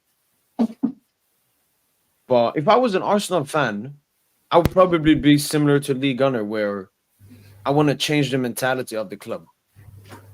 Um, I think the mentality of the club, I think, is determined by how good a team you are, right? Because you can't be a team with that's like not very good but have a strong mentality. I You get what I'm think, saying? I think, I think if you're a top four team, you should have a win the league mentality. Because But top I four think that's means you are in contention. okay. So You're a favorite, top four favorite. do you think when Arsenal were finishing eighth under Arteta, do you think the mentality? Do you think they were finishing eighth because they had a weak mentality, or was it just the team wasn't good enough? No. It was just a bad management for a long time. The Wenger sacking, No, then no. what I mean when Ljungberg Arteta came first in as came an in. assistant. When Arteta first came in. Yeah, So do you think the mentality was weak, or was it more about the players in the team? no. It was seen as like as a rebuild, a bit Right. similar to us, DJ, but way weaker. Obviously, way less money spent, and so on. So no, like DJ, I remember I have a very close Arsenal friend Mm-hmm. for the when you won the FA Cup. Like I Uh-huh. supported Arsenal when Aubameyang was fucking cooking City. Oh, those are the I was like, days. yo, this team could actually like this, like Arsenal might actually be back. Something Yep. could happen. So I was trusting the process with Arsenal. You know, like an Ajax team or a Dortmund, those exciting teams. That's why I felt about this Arsenal project. Even though I don't like when amateur managers get assigned these roles. I Yep. think it's very disrespectful to the club and everything that um, an unproven manager gets all of that. It's Yeah. like when a unproven youngster starts, despite him having talent, so on, he needs to prove it first. It's just like that. But that wasn't a big thing. And also we're improving, DJ. Mm-hmm. Then when I tell you when for me the Arsenal hatred started, it was in the first season of these. So not last season, the season before. I think So Arsenal were 22, first 23. first in Christmas, Mm-hmm. and I saw one of the guy in AFTV. He's light skin. He posted a video. Oh, Cecil. It should be. I think it's Yeah, Cecil. drinking from a coffee mug with like Arsenal on it or something. Like feels Yeah. great or something. I think I know what you And mean. Because always when you show that arrogance, DJ, Hmm. arrogance is always like this. It's like McGregor, DJ. When McGregor was arrogant, but he Right, backed it up. right, Even right. as a even if you hated him being arrogant, you couldn't say anything. 'Cause he Hmm. backed it up. But Arsenal fans were so arrogant, they talked so much, and then they bottled it. And then Right, last season again, same thing happened, and then they bottled it. That's right, where all of the hatred towards Arsenal. Obviously, English clubs and English fans have always, rivalry, hated Arsenal. right, But for right, me, as a non-Premier League fan, that's for me when they were really arrogant. They talked all the shit. Gabriel Saliba, best centre back duo, Rice, best fucking anchor since Beckenbauer, all of this, but it doesn't get backed up. Interesting. Okay, okay. Yeah, I hear you. I hear you. So no, when Arsenal were eighth and so on, no, I was trusting the process from far away. It looked interesting. Yeah, And like Arsenal have always signed Ligue 1 players. Like I wanted Laka to perform because I know he cooked in Ligue 1. He yeah. he was the top scorer ahead of Ibra this season. Nicolas Pepe, Pepe, yeah. Those kids. Ganduzi from Lorient at a young age. Saliba. Yeah. Who else? Monreal. Did he come from Spain? Why did I think Monreal was French though? He's Spanish.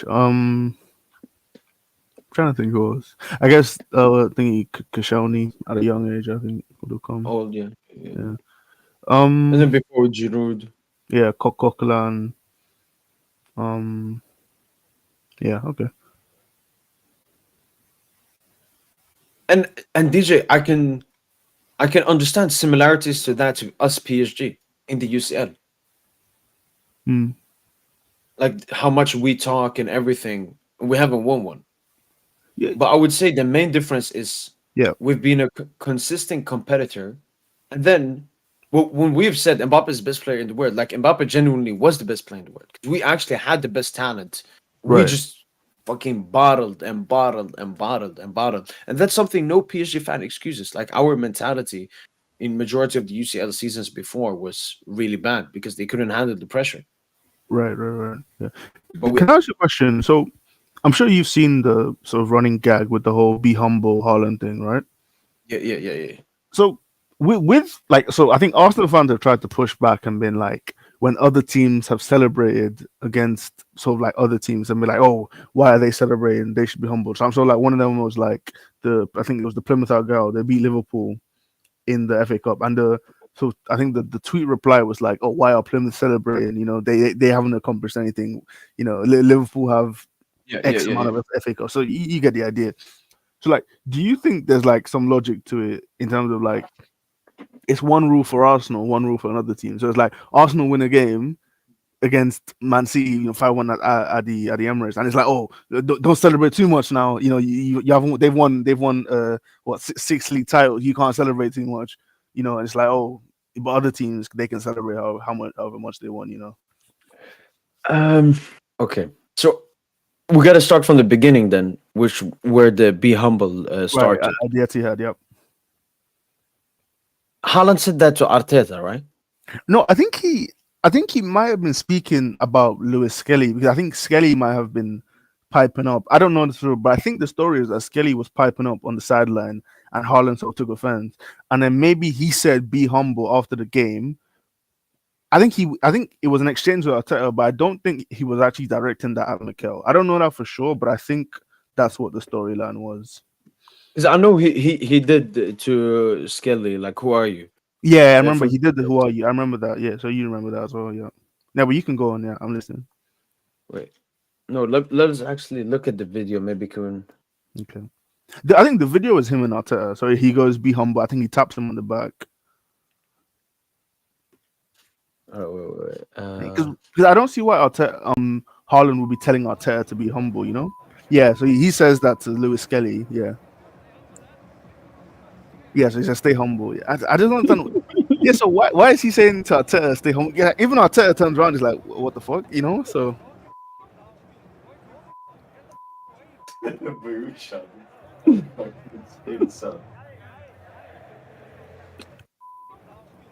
Okay, so here it's to Skelly, and then it's to Arteta, yeah. and Stay then humble. it's to And Jesus at the end. Jesus comes and he's like, "What? What? What?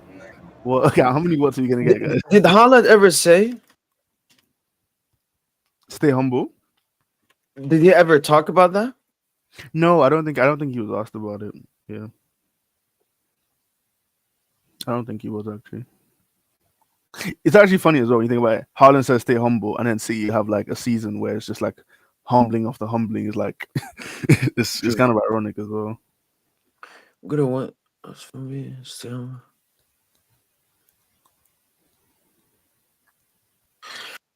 Okay. So what? Why would he? If he said that to Arteta, you say Yeah, if. Why would he say that? yeah. I don't understand why. Like Arteta isn't like some. Do you think Arteta is an arrogant manager? Um. I don't really feel like he says too much like crazy shit in the like press conferences. And I think he's pretty mellow. Yeah, maybe I don't pay attention to all that to be honest. Though. No, I think it's a different word. Instead of Um. arrogance, Like he plays the humble gimmick. what's that? Pep does it all the time.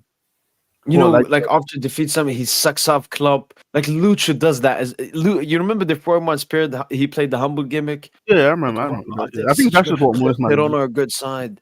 Yeah, I think that's what most managers do. No, I think you have like Pep. Pep is like fake humble, and then you got Mourinho like arrogant. Mourinho's like, I'm the special one. I'm this. Pep is Does like, Jose oh no. does Jose So ever play those kind of games in the press conference? Do you think where he's like he talks highly about the opposition, or do you think he's always like the aggressive side? Do you think? I don't remember when he's done that. Right, right, He's okay, probably maybe done it once, maybe when he's gotten knocked out. But majority of the time, all I remember is no, no, we're the best. I don't fucking care. They're yeah, garbage. I don't care less about how good they are. okay, all right, Um, but yeah, Arteta, similar to Lucho as well, Company as well. They basically all just Pep. They all play this humble gimmick. Um, they never trash talk. They right, never do that. yeah, Maybe they sometimes say good stuff about their team. Like I've never seen a better team than us or something. That's the most they would go, but they would never trash talk about a team. right. So the first thing I would say is I don't really know why Haaland said that to Arteta. I thought it was a funny moment when I saw that. No, it was. Um, and then now going to the Arsenal game. For me, it's a little bit how when City had that Rodri banner with the Ballon d'Or. Mm-hmm. That's for me, and I didn't like that either. This It's is against they Real, right? made the yeah, yeah, yeah. So Yeah, they pretty much made the game about Rodri, Vin. Rodri Ballon d'Or, Yeah, and yeah, that went into Vinny's head. Like when Vinny scored and Brahim Diaz scored, like Vinny went to the City fans and did this and did he? looked at that because he actually emotionally affected him. And he needs to stay But humble. I mean, Vinny actually he made him cook. He Yeah, probably, especially in the UCL. yeah, for sure, for sure. If it was a La Liga game, he would have started crying. And I just want to play football. it's crazy how in the UCL his mentality is insane. Majority of the time, sometimes when he like choked Orban, that wasn't good. Even though he still scored the goal that won them the game. Oh my god. Uh, but I felt like Arsenal fans made it too much about this. Like it's like Haaland went into their head because that's when Haaland said that he wanted to go into their head. He wanted to irritate them. It's the same thing with when Vinny starts crying because of what the opposition fans do. Like he made them win. Why they say those stuff to Vinny is because they want to go into his head. Yep. And I felt Arsenal fans and players made it too much. What they even had the music by Kendrick Lamar, "Stay Humble" after the game.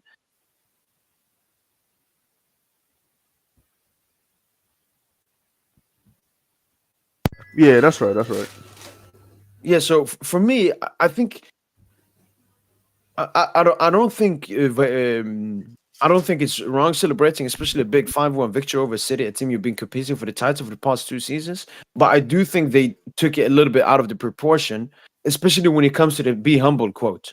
Like the entire game was about humbling Haaland, humbling City, humble music, do his celebration. So that's how I feel about that. I feel what Arsenal did is not wrong, but I just feel it was way too much. Yeah, that's fair. That's fair. There's one thing I haven't liked, DJ. I think Paul Scholes, they asked him, or Jamie Carragher, and when he said about the Haaland thing, he said, "Oh, that's okay." And then when Mike Skelly celebrated his thing, he was like, "Oh, that's arrogant behavior or something." Yeah, I think it's because Skelly hasn't proven anything yet. He's still young, isn't he? Yeah, I don't fucking care. Like, To be fair, I thought and he him just copied doing, his celebration. yeah, I Plus, it thought was him, actually personal. Haaland like actually personally yeah, assaulted him. I thought him doing this like the Harlem celebration. I thought that was a bit much. I actually in the moment I was like, oh my god, he's really done it. But then afterwards I was like, maybe that's not the route you want to go by. You know, you I, just I celebrate the goal. You don't need to I do the whole I Harlem. agree, DJ. But I think out of everyone at Arsenal, Skelly was the one that it worked for. Why? Because Haaland actually insulted him personally. Yeah, who are you? Yeah, okay. Yeah, From I the see City that. game. Yeah, I So see like, that. but like having the humble music on, why does Arsenal make it into such a big thing? Did Haaland say Arsenal should be? Maybe he said Arsenal should be humble. But even if he said, like, why the fuck do you care that much about his opinion? Yeah, You have a league to focus on. City are not even your title challenger anymore. It's like oh DJ, if this happened when City were good, then I think it would have been completely different as well. I think it's more City are down bad this season. right. They have 10 defeats in the Premier League. They've been losing. Their only victories in the UCL have been against like Dinamo, Slavia Prague, and stuff. Yeah. So yeah, I think they blew it out of proportion a bit. They made the game too much about what Haaland said to them in the previous game. Like you shouldn't care what Haaland says. Okay. Milos Skelly, I don't go against him. I think he got personally assaulted by Haaland, and if he wants to do his celebration to mock him, just like Haaland mocked him when he said, "Who are you?" Yep. He has full authority to do that. It's more the club, the be humble music, No, I hear that. and again, DJ, do you agree that in both scenarios, like Haaland is arrogant and Arsenal are arrogant? Yeah, I think Holland's definitely arrogant. Like, you know, he we know he has like a massive ego and he backs it up on the pitch. You know, I don't know Yeah. if it's necessarily Arsenal being arrogant because I think you see them playing the be humble thing as like it's them trying to be arrogant. I think it's also possible that it's them trying to just play a bit of mind games, you know. And it's not necessarily like we think we're better than you, but it's like there's something there, and we're gonna try and like pick at that scab in a way and try and get you. If it's just we can get you 5% off your game, we're gonna try that, you know. Yeah. Yeah, I think like Lewis Skelly, you can make the argument he's an arrogant character because he, you know, to mock sort of another player by trying to do his celebration. I think that's an arrogant thing to do. But I don't know if it's necessarily Arsenal as a club that should be painted as, you know, as arrogant in a way. So what would you say about having the humble music? And the only reason they had it on is because of what Haaland said. Yeah, so I think I like that. Like, 'cause I think that's mind games. That's trying to play, you know, the game beyond the game almost. Because like I said, if you can get Haaland 5% off his game because he's thinking about like, Well, you wasn't it know, after the game? I can't remember. So I would have thought, you know, it's like the theme song. So during like maybe like halftime before the game. I don't remember to be honest. But like, yeah, I don't think it's too deep. No, what I wanted to say about that is just like as the McGregor example. You know, McGregor, even in his most recent fights, DJ, he was still arrogant, Yeah, but then he got beaten up. So for me, it's like if you're gonna be arrogant and talk your shit and all of this, make sure to back it up. Because if you don't, it's a bit like Yamal. Yamal said a bunch of bullshit in interviews. He's gonna score against PSG. hmm If he actually scored against PSG, DJ, I wouldn't be able to say anything. right. Would I say what if no? I would say, nah, man, Yamal might actually be him. Yamal might actually be him. He's backing up. He would say McGregor. McGregor said he would knock out Jose Aldo, DJ, who had been the champion in that division for I think a 7-year period, unbeaten for 7 years. McGregor said, "I'm gonna knock him out in the first round," and he knocked him out. You can only hold your hands up for that. Yep. But when you talk a lot of shit and you don't back it up, because the only way Arsenal can back up anything is by winning the league. And Yeah. that's why I said beating City that way is impressive, but it isn't as impressive. I understand the rivalry and they're beating them, but this City side is not the same City side of the past 2 seasons. No, definitely not. No. Like if they had beaten Liverpool, DJ, Mm-hmm. and did be humble and everything. Okay, no, so they had be humble after the game. After the game, okay, yeah.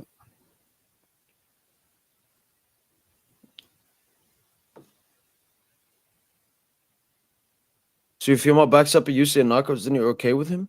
I mean, I still think it's like an arrogant thing, but I wouldn't be making videos. I wouldn't be mad at him because I would say, yeah, I mean, he's backing up his share. What can I say, man? The issue with Yamal, I can't even remember, Mustafa, the last time a player has ever said I would score two against PSG. I don't even think Ronaldo, Messi, or Neymar said that shit because it's honestly childish stuff. Like who the fuck says that? You can say no. I think we'll win. I'm confident in the team. That's what most players say. But Yamal's just very unraised.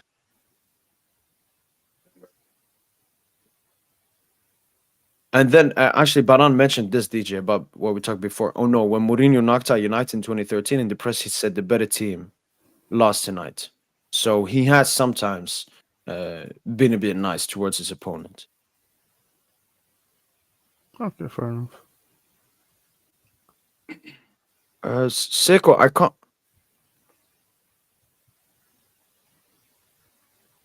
Where's your last comment? Sirifan told me yesterday that PSG should lose to Bournemouth. PSG would lose to Bournemouth. I mean, never say never, but Oh I think we're my! more. Let me land. Like we go away to Monaco. I know there's a chance we might lose. Are we? Am I expecting us to lose? Obviously not. But I think there's like somewhat of a chance. Like if Balogun has a crazy game, the same way Okay, if we okay. went away to Bournemouth, it's like okay, if one of their great players has a great game and we lose, okay, fine. But like I think Did we are you? obviously a better team than Bournemouth. That's what I'm saying. Is there a chance for you to have sexual intercourse with Kim Kardashian? Obviously, no. No, there is. Is it mathematically Oh, impossible? okay, No, no, there it's is. not Just impossible. very slim. Yeah, So yeah, I yeah. can still say, yeah, DJ could. DJ, you honestly could bang her. For fuck's sake, man.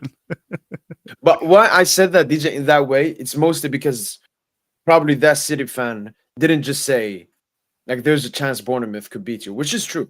Yeah, He said it more like, oh, if you were in the Premier League, Bournemouth would beat you. no, Like they would yeah, I think actually. everyone can lose to everyone, let alone a decent team. Like Bournemouth. So I think it's not impossible, but it's like if you run a simulation, we would win that 95 times out of 100. If not more. Maybe not I mean, 95, but you get the idea. you guys were lucky. Yamal got subbed out, destroying. Can you please stop saying destroying, Nuno? Destroying is a plural word. You have to destroy someone multiple times, which is three or more to say destroying. Yamal had one great feint that led to the goal. And I do agree it was a tactical mistake by Xavi. He should have probably subbed out Leva after the red card. But he had to, a lot of managers have a lot of respect for the senior players. So he went with taking Yamal. And he scored on Barcola. I mean, Barcola didn't even play the game. And yeah, I mean, I'm not a France fan. I couldn't care less. I have this perspective. Your hate for Yamal just says for diminishing to it. Oh, I answered this before, Mustafa. No, I just have I just put Yamal to the standard that you guys put up for him when he was performing well. And now you guys don't like that.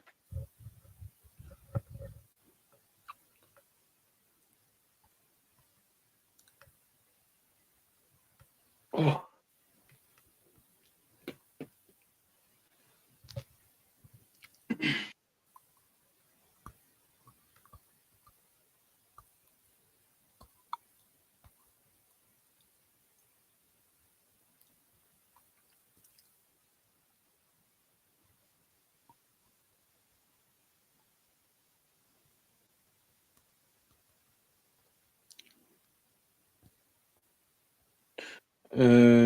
No.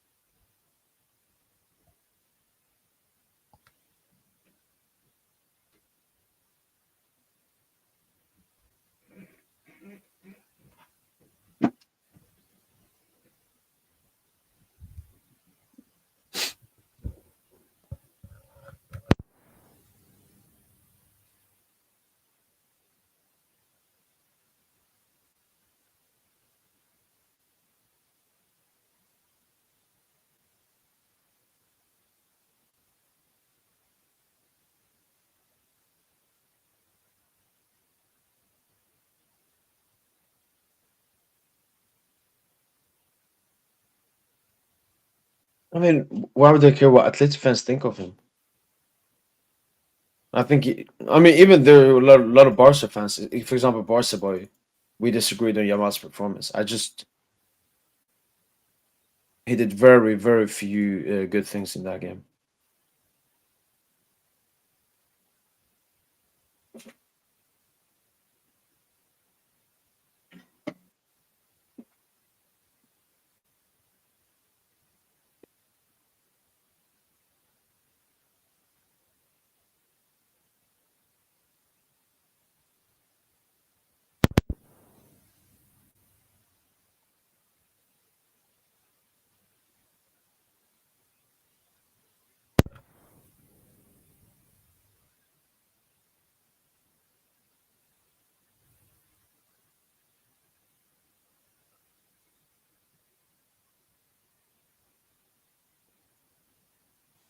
Um, I mean, that's actually something I think about strictly because of the age.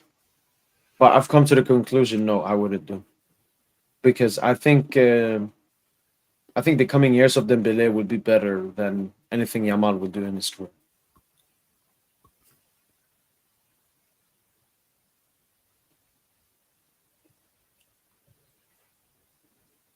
Tomso Kang was not in the squad. Him, Vitinha, and Donnarumma were not in the squad. So on Monday, both Vitinha and Kangi Lee did not participate in the training, like outdoor training. They were just indoor training. So they missed the squad due to that. Donnarumma, we were not gonna use him, so he got rested. But yeah, Kang was not in the squad. That's why.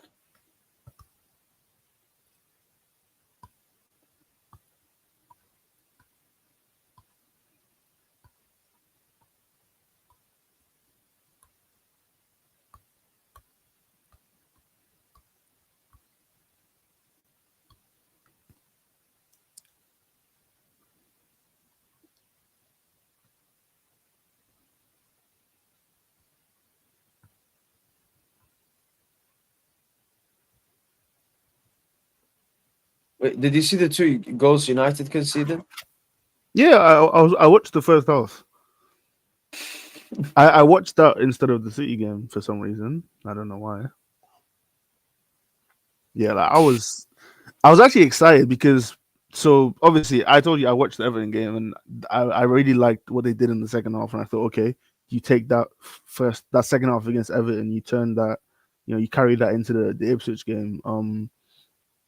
And obviously you can see the terrible goal, of the Onana Dorgu mix up, and it was just terrible, bro. Like that's the thing I hate so much about like these sort of rebuilds and stuff. It just feels like a lot of the time it's one step forward, two steps back, and you have that half against Everton, and then you follow it up with another terrible performance like today. It's just frustrating, bro. Like I can't imagine being a Man United fan. I would genuinely I don't know what I would do in my life. And what do you think about the Mourinho stuff? Mourinho, Haven't you seen the Mourinho racist the reason, allegations? yeah. So I haven't seen the video of the Galatasaray players what they were apparently doing, and I haven't actually like seen or read the no heard or read, I don't know, whatever you want to call it. I haven't seen like Jose's direct quote, but basically I get the general gist of it. Like he claimed they were, like their antics basically, but people claiming that it's racist. Well, we all know it's not. I mean, I'm with you. I haven't seen the how the bench looked or something, but Yeah. I saw someone he tweeted like the bench from FootMob. All white dudes. Oh, really? Okay. It Yeah, I was think their one coach black. was I jumping think the about. rest were white. Yeah, I think their coach was jumping about as well on the sideline. I think I saw that video, or maybe that was a different sort of period. Could be. Yeah. Like the thing is, like saying people jump like monkeys is obviously a bad. Like you don't want to compare animals, humans to animals, but it's not nothing racist. Yeah. But obviously, when you do that, if black players are there, even if you aren't racist, it can obviously be picked up as racist I because get you. a black. I don't Yeah, I know get you. I get you. what people say about it and so on. Yeah. But I actually saw their bench was like, and I don't think Mourinho is that stupid. or even I don't even think Mourinho is racist. First of all, No, definitely not. but I just hate how one thing said and then bomb. Because Right, AJ, the biggest thing was it was Galatasaray that wanted to like take this to UEFA or the Turkish Federation or something. Like there was the opposition club wanted to like ban him for what he said. It wasn't just Twitter people. right, right. No, it's just massive overreaction. I think as usual, isn't it?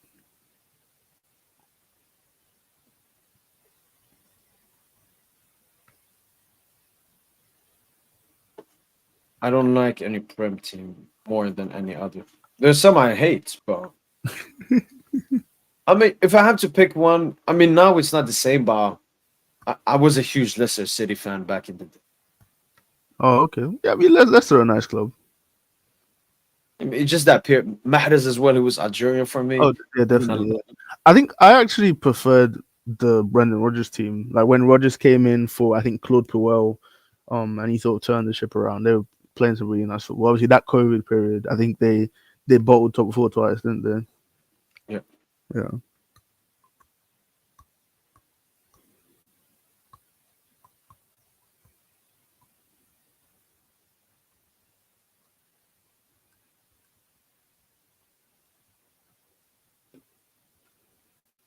Now, Warren was back today as well. Yes, he was. Good to see. It feels like he always just comes back in time for like the UCL thing. Because I remember last season he came back in time. I think for the For for the Barca. Dortmund. Was it Barca or was it Dortmund? Or did he get hurt after the Dortmund group stage game? Yeah, he came back for the Barca first leg. But Oh, no, he was there for Sociedad as well. But then yeah, he I know he was there for had Sociedad. Yeah, injury, and then yeah. he came. He didn't 'Cause start the first he leg had for the us. ankle injury and is on international duty, didn't he? I think that's Yeah, right. but that was like what in like you're talking about December. Yeah, yeah, that's what I'm saying. Yeah, yeah, yeah. That's what I'm saying. Um, and another one was back as well, and by Yes, he alive from the dead. No, but so it's good to see him playing. Did you see Dembele like tried to like force feed him a pass? He made like a little underlapping run, and then Dembele fed him. I just thought that was nice to see. no, so now we don't have a single injured Injury? player anymore. No, we don't. Yeah, Presco getting minutes as well. My Twitter handle is real. No, Oh, no, is no. it? Wait. Oh, you can just you can just show them. Okay, yeah, it's real DJ 14. Yeah. You remember when we tried to get you to like Twitter bangers? Oh, good. What is it looking like now? But I don't understand. Like, I don't know. Like, if I'm like shadow about something, but I just no one ever sees my tweets. So you have 1.3K Uh-huh. and a verified as well, which like pushes it out more to the algorithm. To be fair, I don't even tweet that much anymore. Oh, Like, what? that's Oh, another thing I forgot. Yeah, what? they reached out to me. We were talking. Oh, okay, okay. So what they say? So I talked to them and uh, I said about the like I want to have them out and so on. Yeah. And I said whenever you do top five league or Champions League, send them to me and I will have them reach out. I quote them, retweet, like and comment and so on. And they were really like. I think in the beginning, I remember I wrote and they read it and then it took a while because on the internet DJ nowadays, no one's gonna do a favor Right, right. just like that. But I told them like I'm not expecting anything back. I just want stats and so on to be more available and so on. No, I get that. I get that. So he said actually tomorrow he's gonna post a league and one I think. Okay. Yeah, that's cool. No, it's nice to see like that networking, isn't it?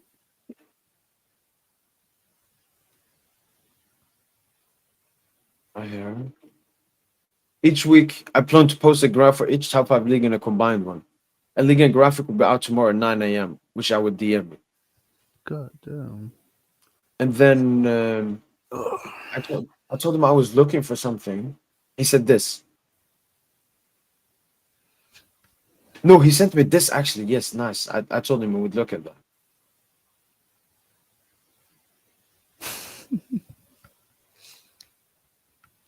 Yeah, okay, that's cool. Yeah, yeah, basically.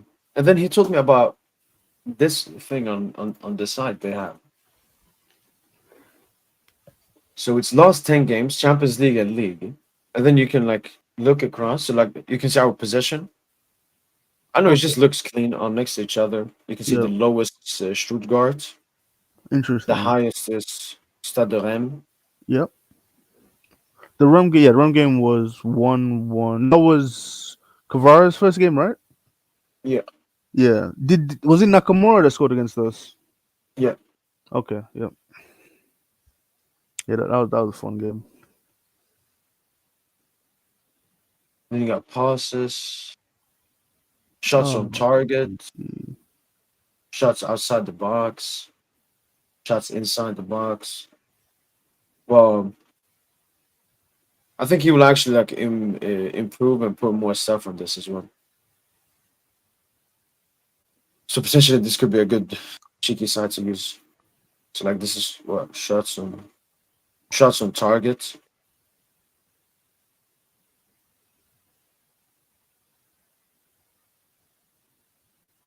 But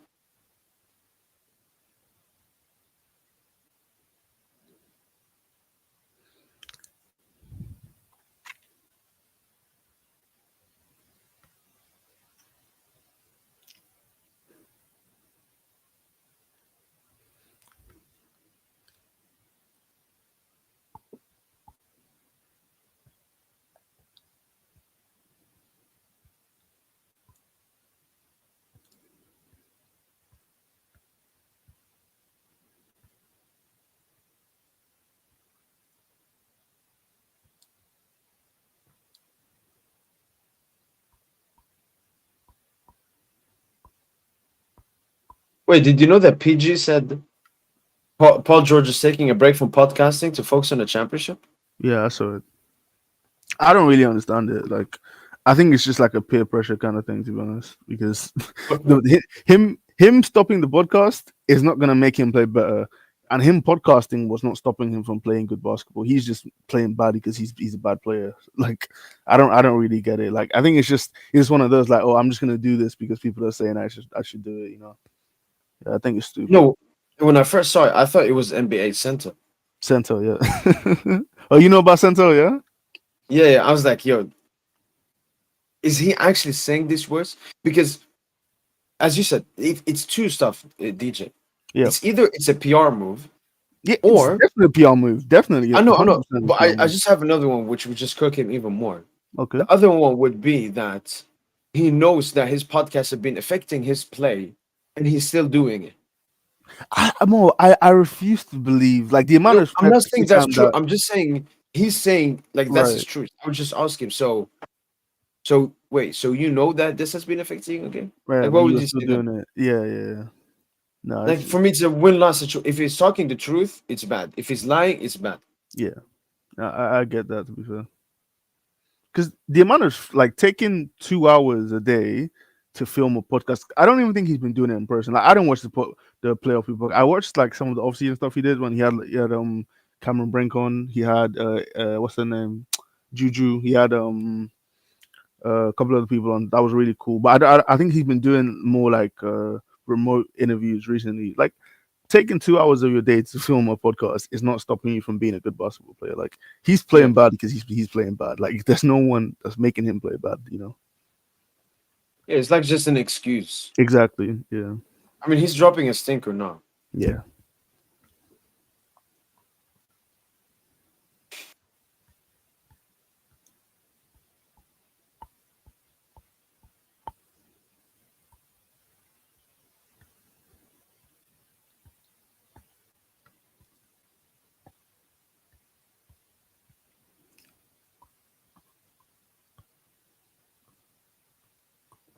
Hey, you've seen Ceballos is gonna be is out from Madrid. What happened? He got injured in the Copa del Rey game today. So see that. Oh shit. Oh no. What's the injury? Do we know the injury? Wait, let me Well, see. it says out for a few months. So What it could be hamstring, maybe is it more because muscle probably yeah probably a muscle injury, right? No, it won't be ACL. ACL is 9 months, so it won't be a few months if it's ACL. Actually, it could be ACL sprain. You're right. Actually, it could be ACL sprain. That's terrible because he was playing. I think he was getting into a bit of form as well, wasn't he recently? Yeah, I mean, he's been very crucial for them. Yeah, like that's so unfortunate, man. Honestly. Muscle injury. Yeah, I wonder what muscle injury. Okay, I wonder what the what do you call it midfielders gonna look like now. No, it's just you just never want to see a player hurt, especially someone like Ceballos, Yeah, and it's like I also want to say that that's something I generally have stopped doing, like wishing for injuries. I used to do it for the only one maybe Mbappe because he's genuinely. Oh no, come on, we need Mbappe ACL to ASAP. Come on now. Wait, you on that wave too? Yeah, but I was on that wave. I was on that wave after they announced he was leaving after Sociedad leg one, bro. I've been on that for God knows how long. Yeah. No, Mbappe different. But like, if, for example, I have a Yamal agenda. Sometimes I see people tweet like, "Oh, ACL, Dogmal ACL." No. Yeah, no. Come on, at 17, we're not trying to end his career before he's even started. But Mbappe, no, I actually wish, man. Yeah.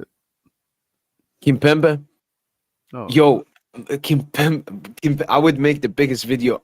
I'm sorry, Kimpembe, for every single bad thing I said. If he can just from behind and then like do the eye like this, look down at him. Ooh, him and Pacho standing. That's one thing I liked from today's game. We had like two black big bodyguards in defense. Oh my god. Who were the big him and Kimpembe?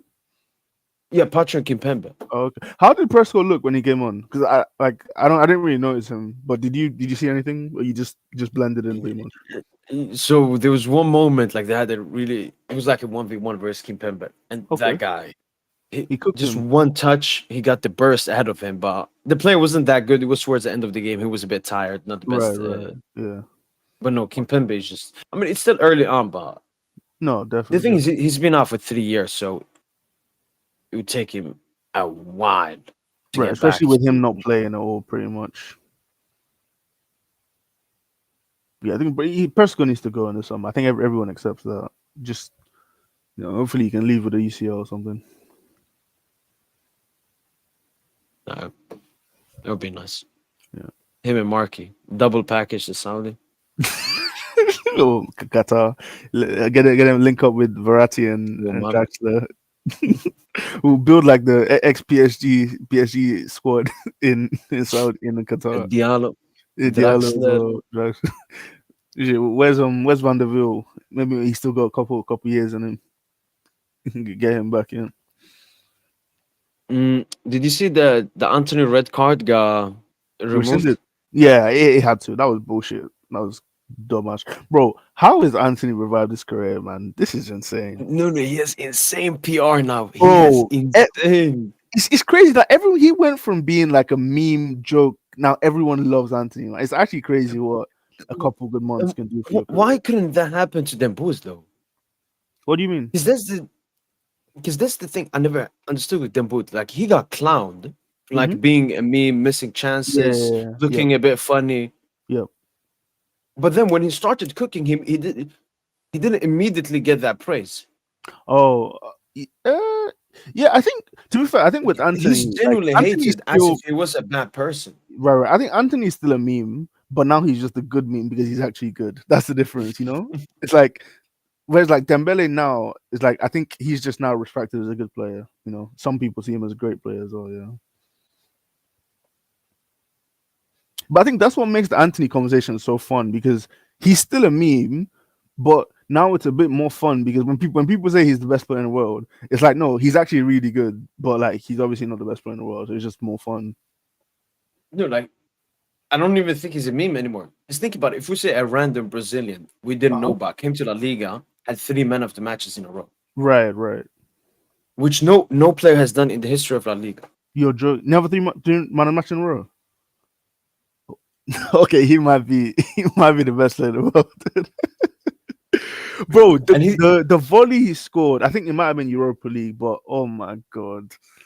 no from outside that was like Sociedad game, I think. Was it Sociedad? Okay, okay. But I think he scored. No, he scored like a cut-in shot against Genk, I think, in the Europa League. Oh yeah. Yeah, and then he scored another volley against half volley against Sociedad. Bro, he is cooking, man. Absolutely cooking. It's insane to see.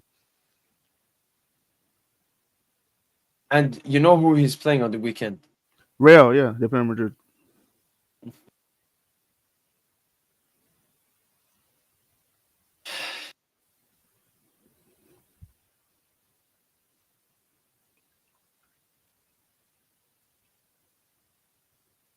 Yeah, I hope he can either get another loan or maybe a permanent deal to Betis. Yeah, no, I don't even think actually United. No, Maybe definitely not. no, he got one touch under Aubameyang, so probably. Yeah, I hope United don't ask for a crazy fee though. How much they sell Greenwood for?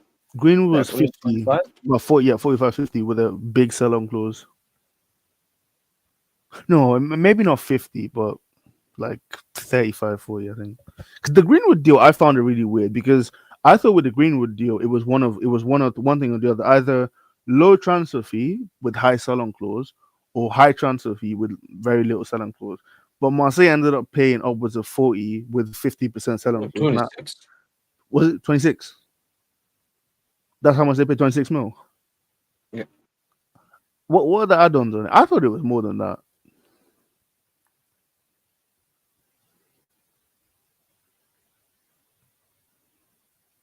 Is that pounds or euros?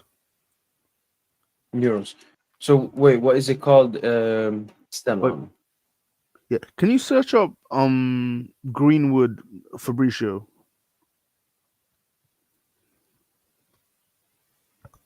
And now it says here it says third. Okay, Yeah, I okay, think so it's transfer market might weird have it as fees well. everywhere. Okay, so Yeah, what is it on transfer market? it was a big sell on clause. Okay, so from a report on transfer market, it's 26 million euros. Okay, I hear from Mason Greenwood has formally completed a 26.6 million move to Marseille pounds. okay, so about It's 30 like million 30, euros. 31. Yeah, and then It anything includes a about sell add-ons, clause entitling up to 50% of profits on any future sale as reported earlier. right? So they got him for cheap with a Fabrizio. Okay, I just found Fabrizio 50 million. Fabricio 50 says 30 and 50%. 50%. Okay, I'm okay. I'm really confused actually because I thought it was more Opposite. than that. Yeah. Okay. I mean, in that case, then it was actually a pretty good deal then because I think 25, 30 mil for Greenwood isn't terrible actually. Yeah.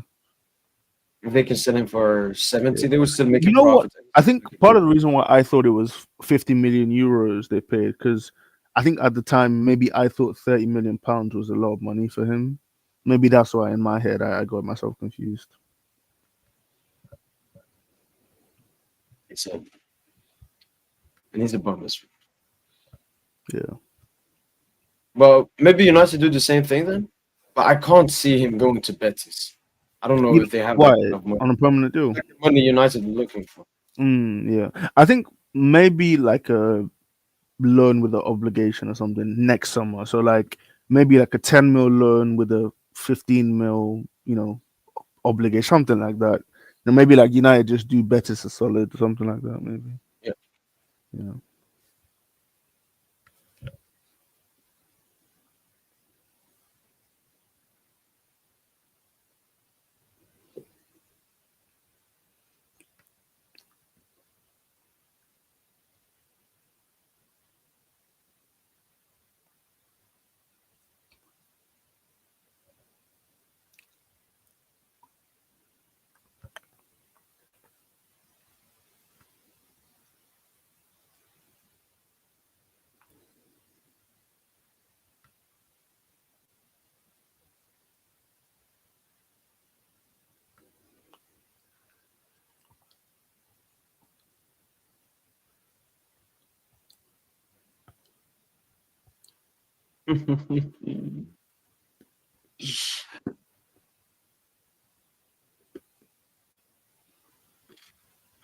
Okay, that would take a little bit of time.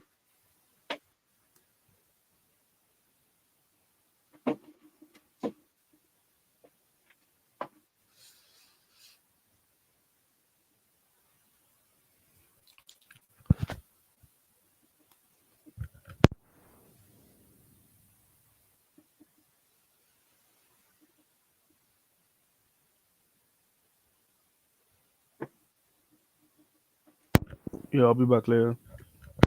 Hmm? I'll be back. Yeah. Yeah, yeah. All right, then perfect.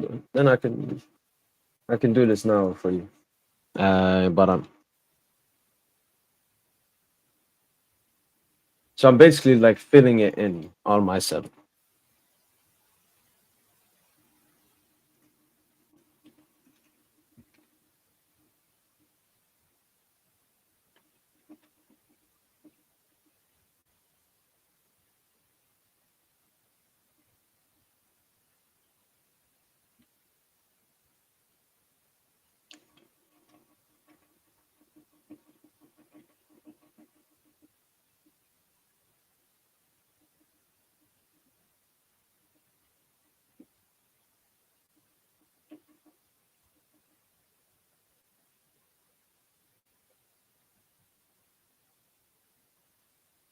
All right.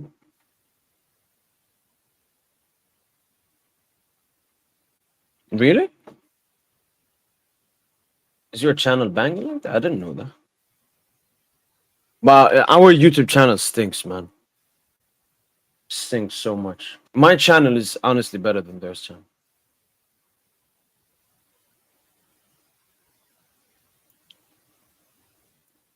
4.5? How much do we have?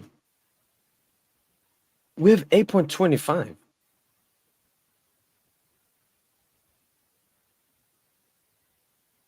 Yo, we've doubled your amount. What are you talking about, Baran? Safe.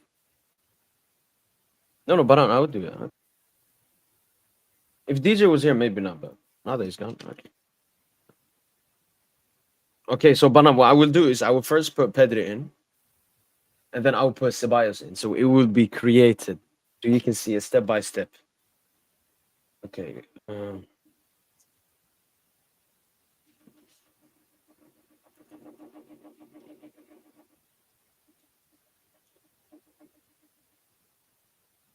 know, I think this is what Barca and Madrid fans have always needed. Me. Basically, someone you can trust. Because I dislike both clubs, but I would never lie. It's like a mediator you have,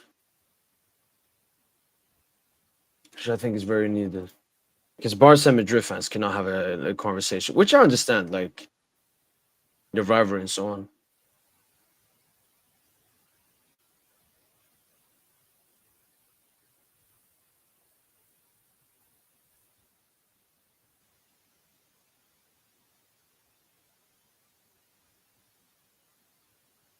So the blue one is Pedro. I'm doing.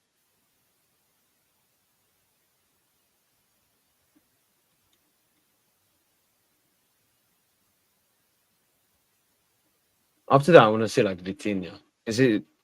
He's very comparable to Pedriano.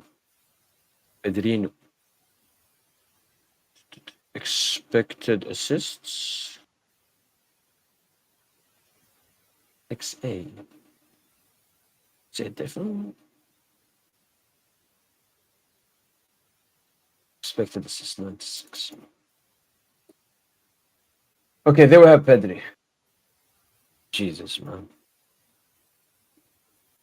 No, Astaghfirullah, astaghfirullah. Why are you surprised Arsenal, no? Why hate Kimpembe? I don't like hate Kimpembe. It's just that I don't like that he's still being here at the club. I think he abuses the love this club has and everything. I just feel he doesn't deserve to be here.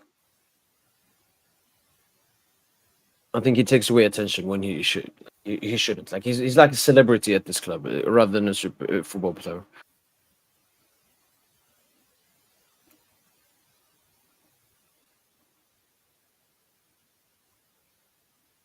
No, no, I know, but I think the Madrid and Barca fans you find, especially on this channel, are the biased one. Because if you're biased Madrid or Barca fan, you would never love this channel. First of all, you're listening to a PSG fan that most Barca Madrid fans disagree with. Uh, but no, like obviously we have some delusion in here. People that stay here for a while, no, but on like we've always been able to talk football without fucking delusion. Okay, now comes Ceballos. Hope you're ready.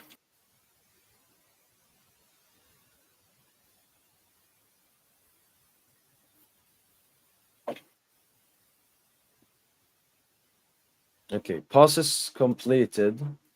Wow. Touches.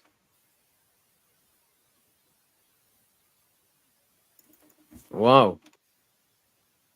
Because one thing with Ceballos you have to think about, Baran, is that he has to do more than Pedri because, I mean, Pedri, he can have a De Jong next to him or, you know, other good players with the ball. Ceballos is on him.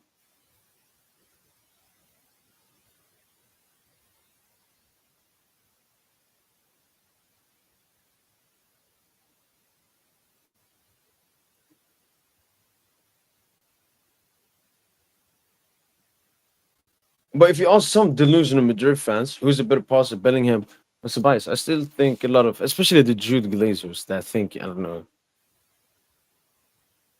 he's a fucking insane player. All right.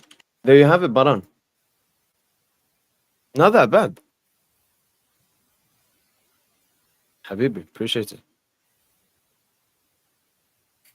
I mean, maybe it's not the best thing if you have something the day after, but if you enjoy the channel that much, then that makes me happy. Yeah, yeah. True. It's just that when I see the Neymars, the Verrattis, the Thiago Silvas, the Cavani's, also they got so disrespected. Abdallah, they got no farewell, nothing. Kimpembe gets an extension, he's completely injured, cannot play football. It's maybe that, maybe my hatred towards how the other legends exits, and then he's a PR merchant. I don't like players who have a lot of PR. True. No, I saw it. I mean, it was a great assist by Bellingham. Uh, the only issue is just the insecurity. Whenever Bellingham does anything like that, they need to talk about it because they know he doesn't do that often. Okay, I'm gonna add Vitinha. Hopefully you can we can see it clearly. But I'm gonna add Vitinha. I want to see how he is.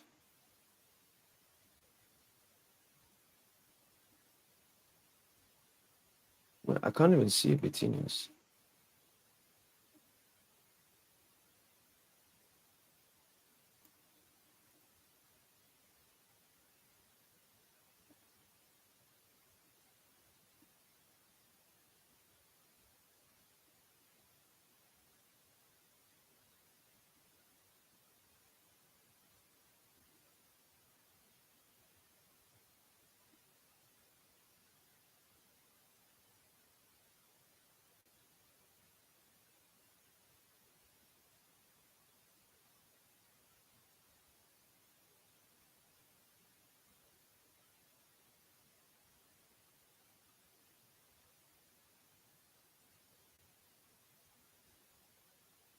Okay, I guess we'll do like this. Yeah, percentile exactly. Now positional team for the graph would have been closer, in my opinion. 6. Yeah, yeah. No, it's also Pedri. Olmo hasn't played that much, so he's basically the only central creator they have, and the team is more built around Pedri as well. All right, let me see Vitinha.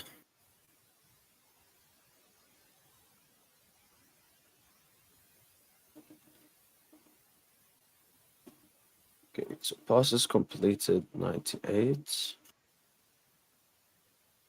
touches 97. Progressive passes. 94. Key passes 69. Wow. Because he plays so low for us. Like he's an actual 6. Passes into the final third 98. Passes into penalty area 91. That's actually good for being that deep. And expected assists 85.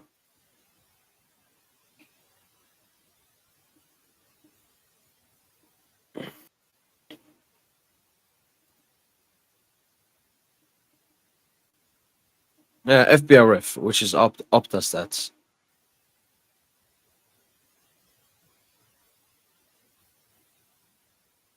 No, yeah, but that's natural. I'm talking about the men that are putting oil skincare routine when they wake up. There was one Arsenal fan. There was some Arsenal fan video I saw. He gave away like a free shirt to someone. Oh my god. I was disgusted when I saw him, man. His skin was so clear. Like, do they not understand that's an adjective for women? But if you have a naturally clear skin, either by sun or you've been that from birth, it's absolutely nothing wrong. Okay, give me two other players, and we'll bring up other stats.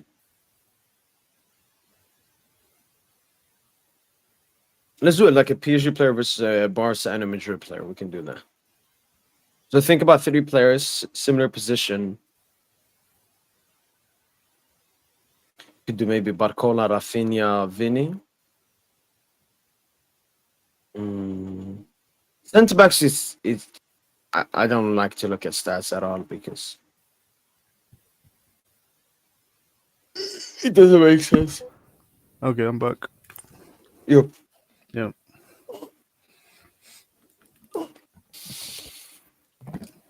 Let me know, or DJ, let me know two players you would see. Comparison. Yeah. Oh, okay. Let's do. Let me think. Let me think.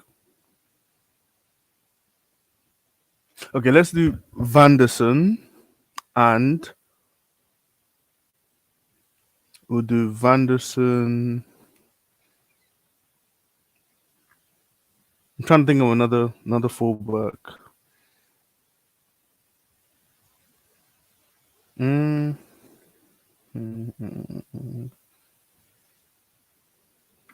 Kerkers. Let's do Vanderson versus Kerkers.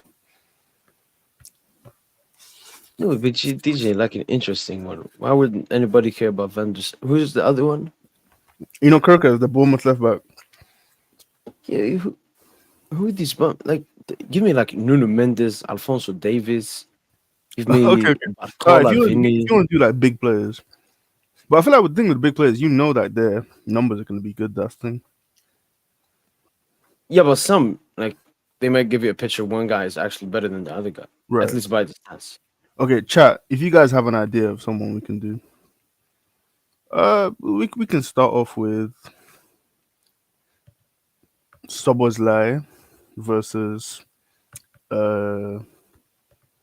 Just think about someone in similar position. So it Soboslai versus Neves, João Neves. Actually, no, because we know what wouldn't Neves. would Due be better? They're both The thing offensive is, Due's base. numbers are weird, aren't they? Because he plays as an attacker as well. I don't know. Due will be good. We could try Cole Palmer. Let's do Cole Palmer. Soboslai versus Palmer. You would say they play similar position? Isn't Cole Palmer also like a half attacker, half midfielder? I'd say Cole Palmer is more of a midfielder than Due. Okay, so what stats would you like? Okay, that's the thing. I don't even know what stats are relevant. What stats do you think would be good for a midfielder? Okay. I mean, I already compared midfielders here. So I had key passes into the final third, passes into the penalty area, XA. We can keep those.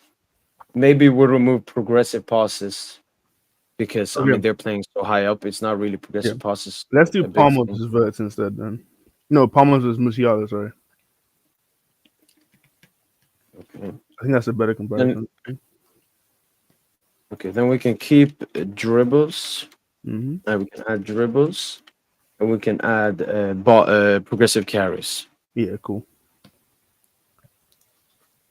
Alright.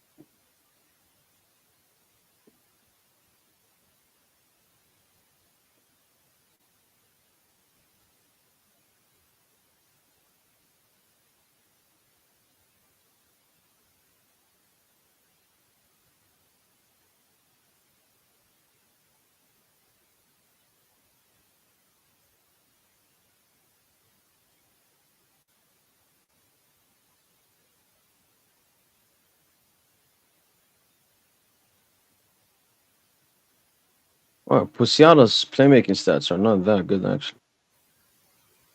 All right, there you go. Here's Musiala. Okay. Are you surprised? Um, let me see.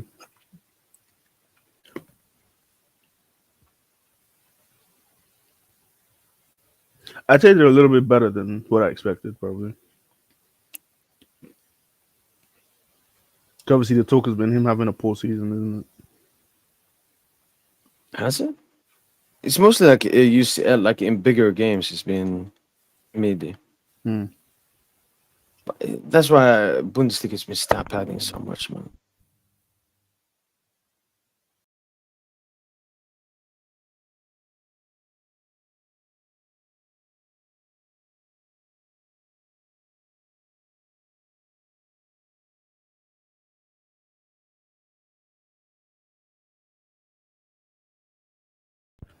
All right, there you go.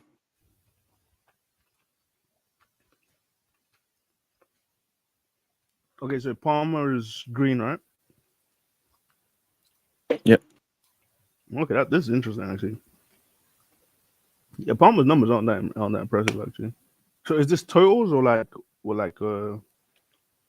what we do? What exactly are these stats? Percentile. Okay, percentile makes sense. Yeah. Because that's what data MB does too. Okay. Yeah, I'm surprised his like the touches percentile isn't high. That's a surprise, definitely. Yeah, this is actually interesting. Okay, person.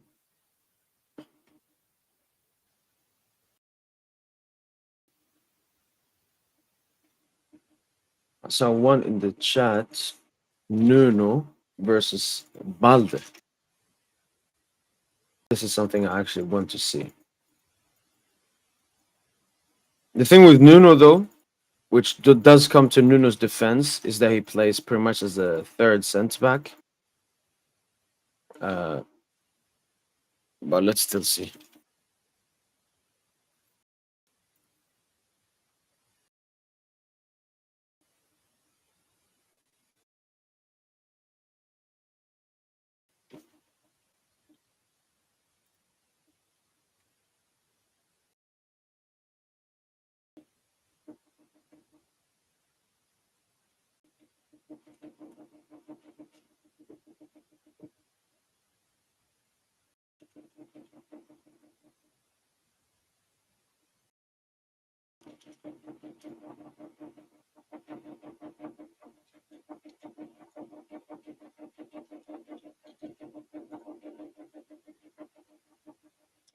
Wow, Balde's.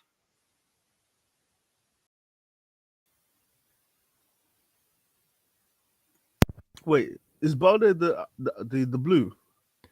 No, but blue is just the corners of it. I haven't Oh, put Nuno yet. I was gonna say Balde looks crazy. Oh my god. And now it's time for Nuno. Mm-mm.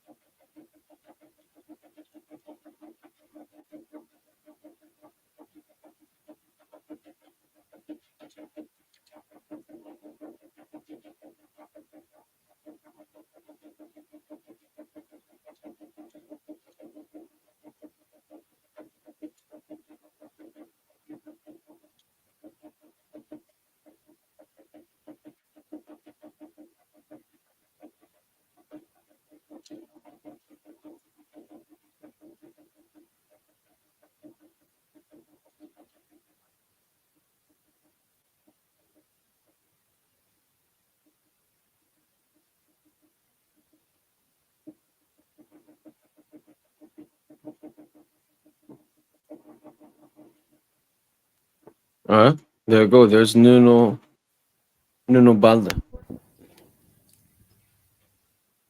Who's green? Okay, Nuno's blue. Balde is green. Okay. Yeah. So Balde is like he's very good at dribbling, very good at passes into Penatera, progressive carries. Whilst Nuno is a way more all-around better player.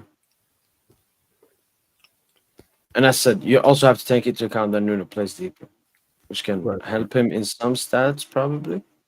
Maybe. Yeah, in touches, it definitely helps him.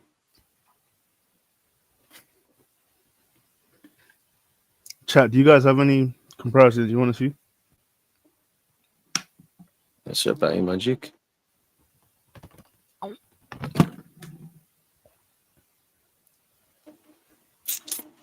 Let's see.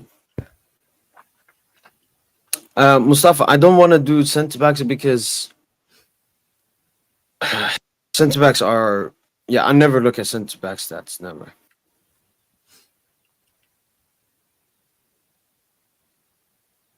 Mbappe, Dembele, Vini.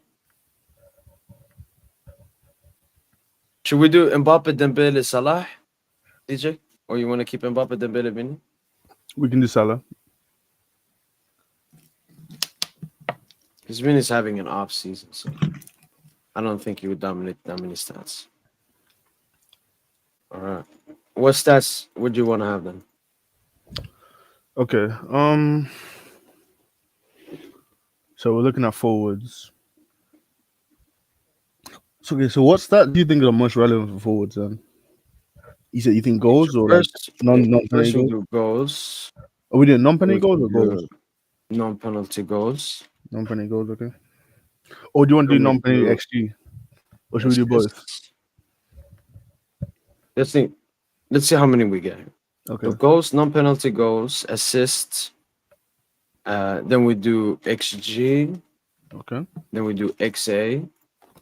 Then we do key passes.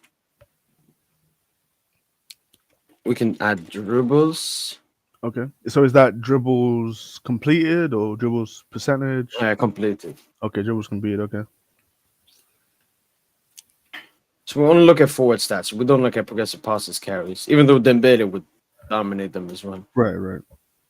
So goals, non-penalty goals, assist, XG, XA. Chances created, maybe. I have key passes. That's the one they use on the sites. You think key passes is better than chances created? Well, that's just what No, they have. that's the one they use. Okay. Okay. You can Alright. do shot creating actions too. Yeah, that works. That works. All right, who do you want to see first? And then the other gets filled in. Mbappe, I guess. Or- Okay. Let's see Mbappe. So do you have to do the research Goals? yourself? Then you type it in. Yep. Okay. Non-penalty goals, 91.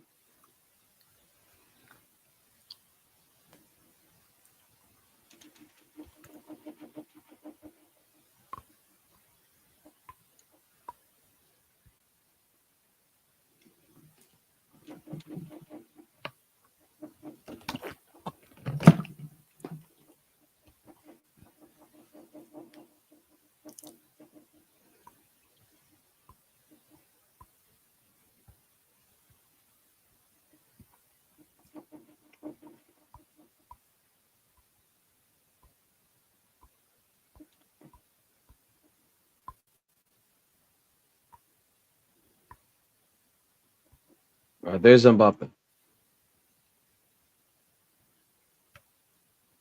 Okay. Yeah, that's pretty good. Wait, he's in the 99th percentile for dribbles. Yeah. That seems so Uh, fake. What? among forwards, that's why. Okay, fair enough. Wait. No. Because I'm looking at Salah and Dembele. Yeah, They have. better wingers, right? So Salah only has, compared to attacking midfielders and wingers, which is fucking diabolical because he's basically a forward. He's not a winger. Right. But whilst Dembele and Mbappe have both. Wingers and forwards. Yeah, I can do both. Okay. Yeah, that's just something with some of these stats, and you don't really know what really a player is, you know? So do you want me to change Mbappe's to versus attacking mid wingers? This might sound harsh, but I feel like if he's in the 99th percentile for a stat, we maybe should use the other position group, if that makes sense, you know? So, like, rather than comparing, I don't want to just make it so that Mbappe has worse stats, but Mbappe is not a 99th percentile dribbler in world football, you know? Yeah, what I'm also saying is if we do attacking mid wingers, then we keep it consistent with Salah and We could do Dembele as that. well. Yeah, we could do that instead, okay. So I assume he's 99th percentile then for goals amongst wingers. So assist goes down. G. Okay, a lot of his like playmaking stats, yeah, they go down a lot now. Yeah.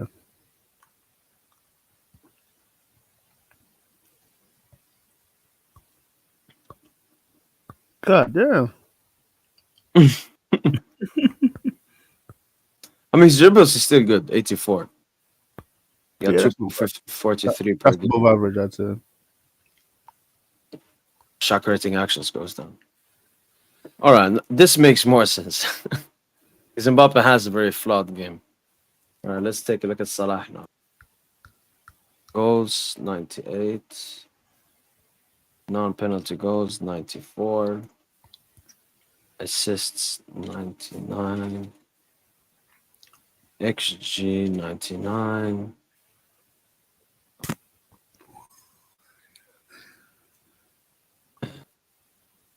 Expected assists 78.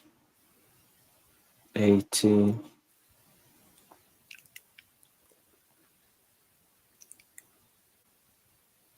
Oh man, look at his fucking horrendous dribbling. All right, that's Salah. Okay. Starting to take shape now. And now we come to the prime show. Ousmane Dembele. Can he compete?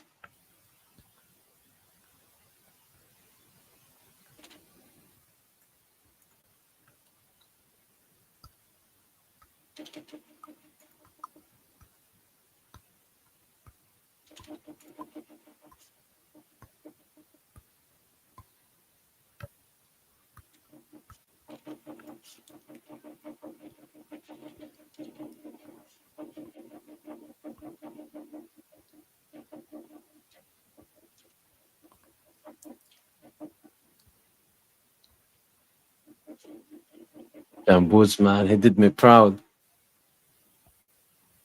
He did me proud, man. He's the best one. League and UCL. So you see, like DJ, Dembele is the closest one by far Yep. to have a full thing.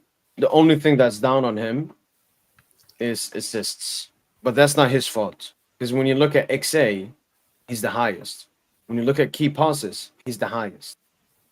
Just that they play with better attackers, and they play more forward. So I think they get easier assists as well. I can Yeah. add Vinny. I want to screenshot this one, man. This was beautiful, man.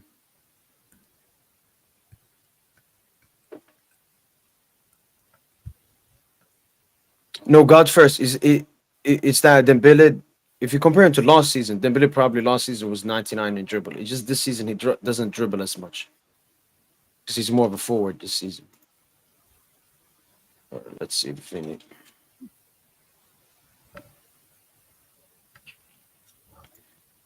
Mm. Oh,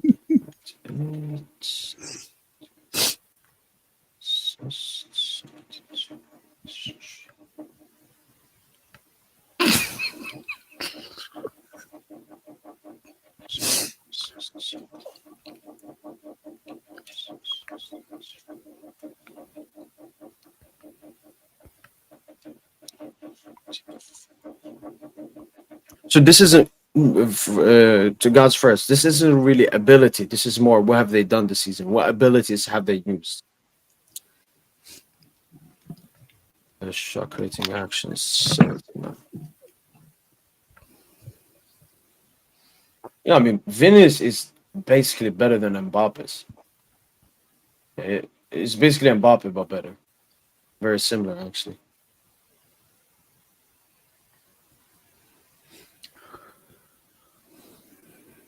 Yeah, I'm gonna add the Rafinha then to complete because they have been the five best attackers this season.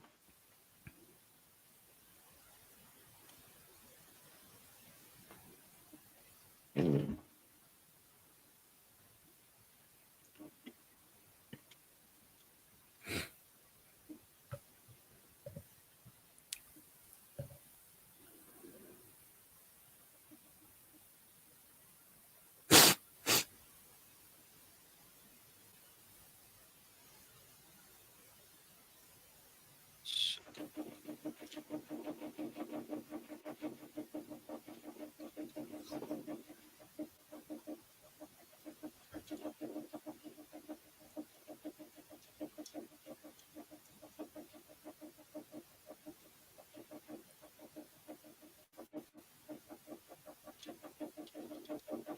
Wow, Rafinha rivaling Salah when it comes to dribbles.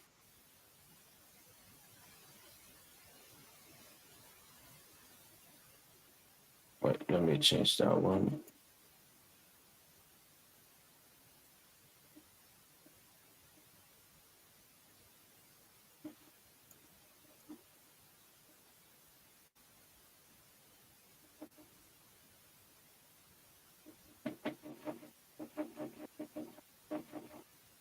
With this, no, I love how Dembooz is nominating. We'd love to see it. And this is just just for the bands, just for the bands, Who you adding? for the bands. Oh, Yeah. yeah, well, okay. Because if you ask some Barca fans, they would say he's been one of the best attackers in Europe this season. Fuck, he's gonna look disgustingly bad.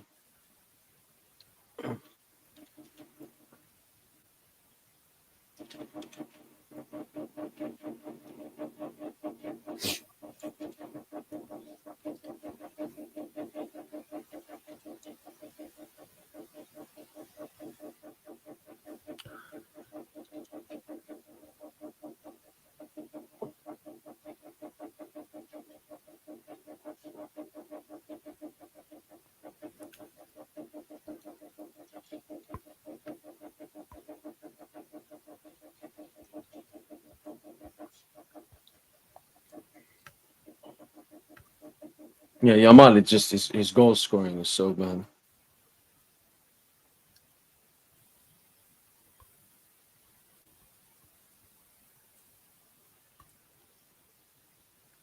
Yeah, or you can also compare him to like Gnabry in that prime season on the flick. I would say that's the best comparison.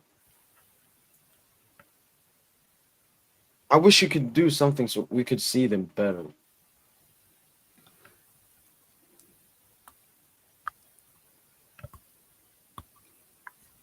Like filling.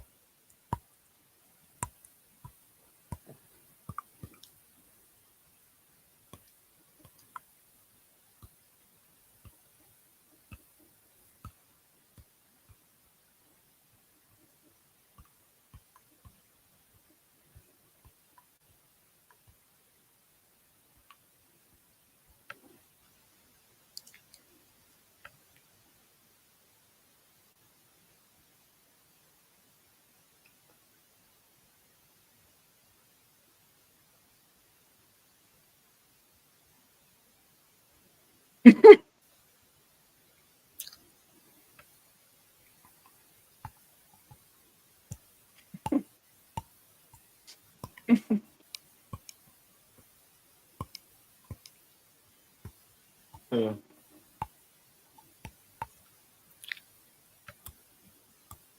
I wish Dembele gets a little bit more assists. That's all that's legit missing from him. And the thing is, if we add in, what you say? No, so Dembele is green, right? Yeah. Okay. Yeah. So yeah. Okay. Oh, that makes sense. So if you want to rank them like from down here, Hmm. dribbles, Yamal is the best. Then it's Vinny. Then Dembele, Mbappe, Rafinha, Salah. Rafinha, Salah, very bad dribblers. Why Rafinha's dribble so bad He's not a good dribbler, and at he all? doesn't dribble that much. He's more of the off the ball attacker, a bit like Barcola at PSG. Okay. Then Okay. Yamal is more the ball dominant. All right. That's Track rating actions, Dembele is first. Then it's Rafinha. Then it's a little bit lower to Yamal, to Vini, to Salah. Then Mbappe lost. He passes. Dembele, Rafinha and Dembele pretty much the same. Well, and that's one thing with Yamal. Like his key passes are so bad, which shows that he has a lot of fugazi. Like his, you know how people talk about Salah's assist number, DJ being overblown. Yep. Yeah, it's like that with Yamal's assists. Right. Right. Okay. Like you expected assists, then Dembele is first, then it's Rafinha, then it's Yamal. But Yamal got 97 in assists, and Salah. Both of them are a little bit fugazi in assists. Okay.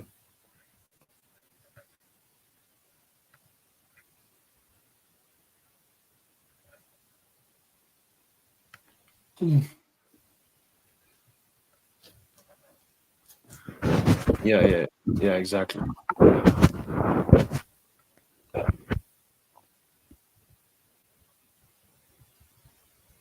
Yeah. I wonder what Rafinha's dribble percentage is then. Because like I don't. It's like you said, he's less of a volume dribbler, but I would imagine his numbers are Yeah. still okay in terms of completion percentage. And I don't think so. I will check now. So he 1.53. Okay, 50%. success rate is that Right, what percent? What percentile is that? 88. Yeah. That He I mean only that attempts 1.6 per game. Like having yeah. No, 50 that's what on he said, isn't it? 1.6 Yeah. isn't It's that low impressive. volume, isn't it? Yeah. Yeah, low volume. Like the best dribbler on this is Yamal. Let me see Yamal. Yamal is 99 in both. He attempts 8.28, succeeds with 3.94. Jeez, that's crazy. 47.6%. So pretty much similar percentage success rate as Rafinha, but attempts way more in Way success. more. Yeah. No, your mom is he's a freak. I see it. And I just, especially with young players like in football, to look so comfortable, so at the top level. It's the same thing with someone like Warren. Like when he came through, because with young players, a lot of time, I expect a young player to look like Mbai, look like I'm trying to think of young players who've played recently, like Zag, guys like that, where you can tell, okay, they are not professional footballers yet. They are still very much children, but like some of these guys that break through nowadays in football, and they just look so at place at a young age. It's crazy. Zach is not children. He's fucking just ass. No, but that's what I'm saying. It's like when Zag plays, Zag looks like a youth player playing. That's what I'm trying to say. But when Yamal was on the pitch at 17, at 16, shit, even at 16, he looks. Oh yeah, he looks like he's been playing football for 15 years. So No, I don't know. Like you need to watch Yamal consistently, DJ. you don't think Yamal looks like a pro when he plays? He looks like a very raw pro. Really? Okay, maybe I'm not watching enough then. To be fair. Because for me, DJ, that's my biggest issue with Yamal is people don't talk about how raw his game is. Right. Like his game is extremely raw. Like when he's trying to Decision impact, making. yeah, his decision, especially like a deep block. Yeah. He fails so He much. struggles. Okay, fair enough. But he's 17, so we don't see that being mentioned. Like Right. if he was like 22 doing that, people would say, "Oh, Yamal needs to improve his decision making." Yeah, I get you. And they always talk about like it's only his goal scoring that isn't good. No, his playmaking. Yeah, sure, he has a lot of assists, but it's still subpar his playmaking. The only thing that Yamal has, DJ, that's like at an elite level The dribbles. is his dribbling. Yeah. That's it.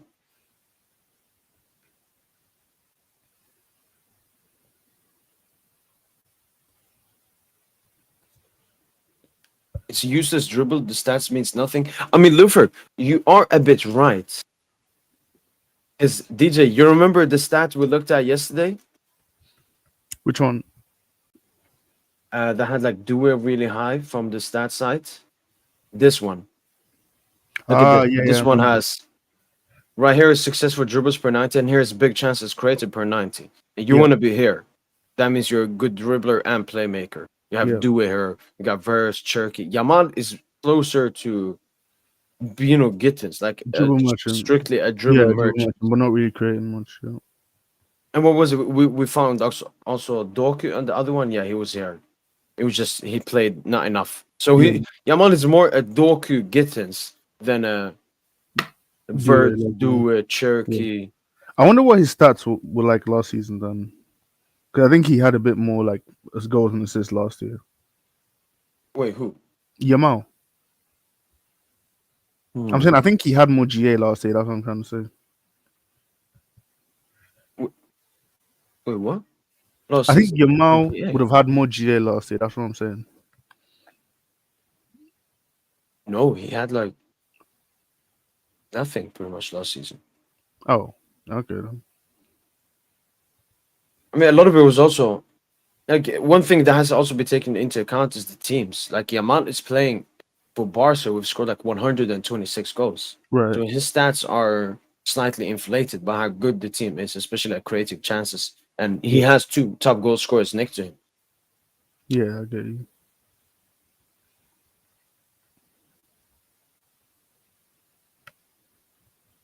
He has most big chances created, I guess. No, that's the thing. Yamal has just played so many games that he has the most. But when you look at per 90, his big chance created, Due is creating two big chances per 90. Yamal is creating one big chance created per 90. He's similar to Musiala as a playmaker.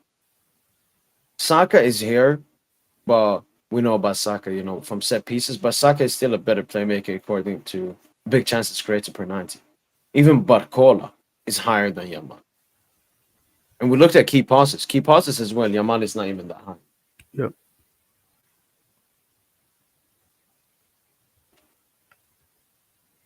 Okay, so a similar one to what we did before. We'll take the same six players.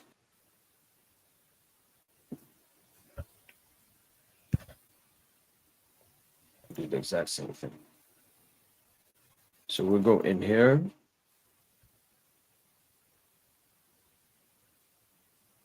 Player comparison.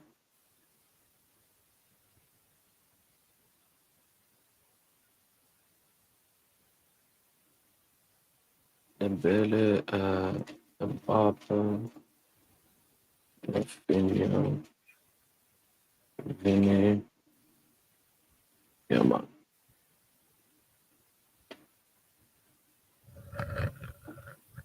Now we'll put them all to the test next to each other. We add in all comps. Let's see. Okay.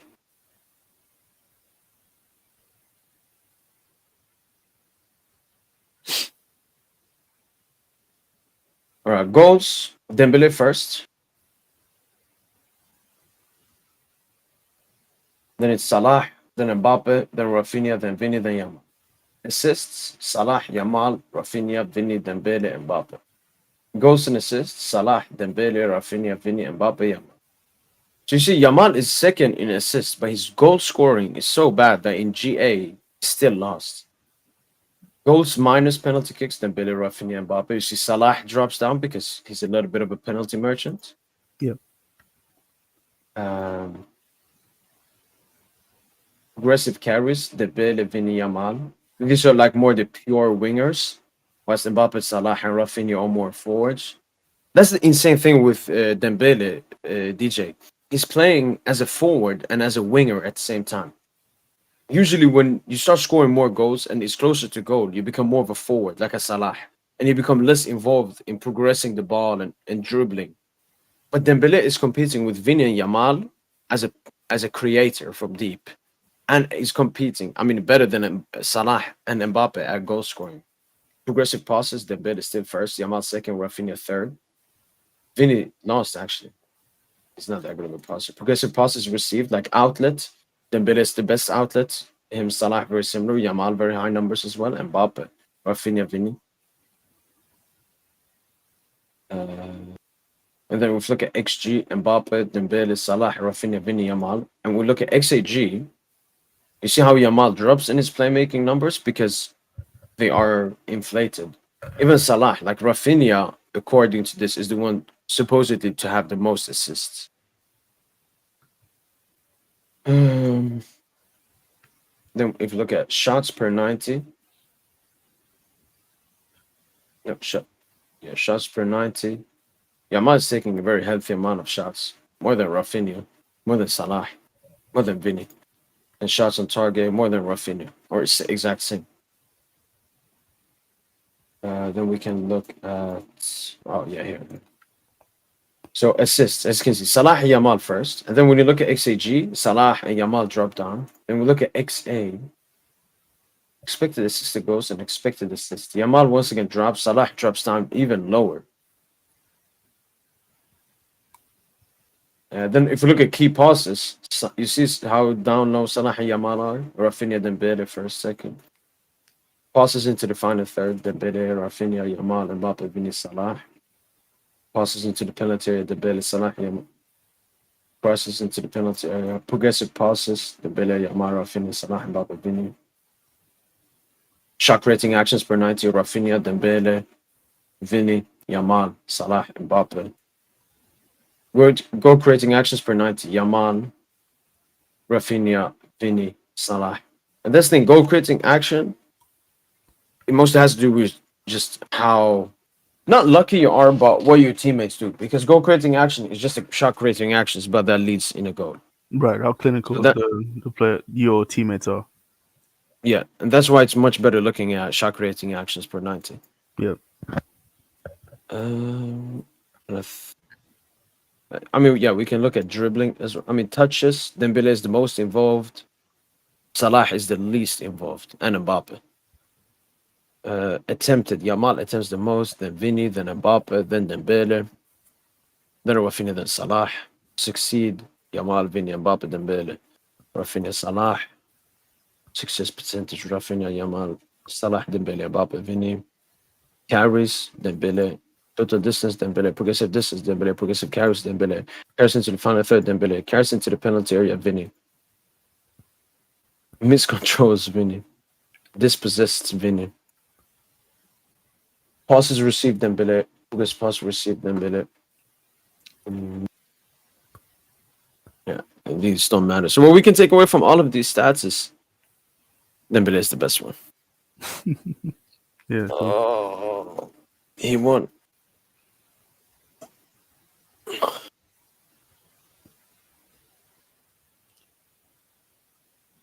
Dembele's value on Transmark is 55 minutes, too low.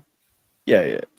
I mean, that's why I don't look at Transmark value. It's just PR. I think Chouameni is like an 80. Are telling me Chouameni? I know he's like 4 years younger than Nabuz or something. But you're telling me he is. Dembele is 1 year older than Mbappe. Like the thing is, Banan. What I thought like now that he's more of a forward, he's going to be competing with Mbappe and Salah and Rafinha for goals. But he's going to have less progressive carries, progressive passes, like the underlining deep stats, which, for example, Yamal does a lot. But he's still the best at them. That's the craziest thing. And he has good dribbling. Like the only thing, all the stats we've looked at, the only thing that's negative for Dembele, which is quite low, is assists. And that's not his fault. Because he had the second highest XA. Yeah, he had the second highest expected assists out of all of them. And he had the second highest amount of key passes, which tells more about his teammates. You forgot the only being 17 stats. That's we're done.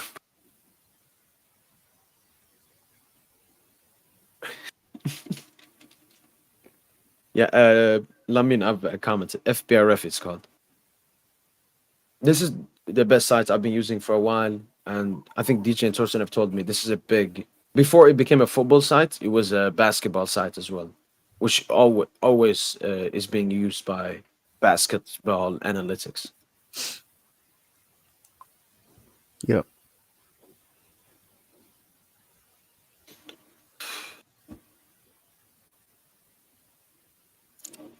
DJ, Yeah, bro. I think we end this. Yeah, sure. I'm We can. a bit tired now. I'll be live pre-match on Friday for the little game on Saturday,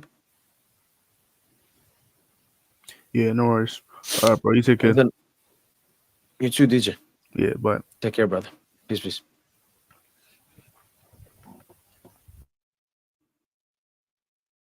True. Like the thing as you said, with Vinny should be more. The if you say like a Yamal in that team, and let Mbappe focus on the goal. But I don't know if it's Ancelotti who feels it's not the best, or if it's Vinny who doesn't want to play that role.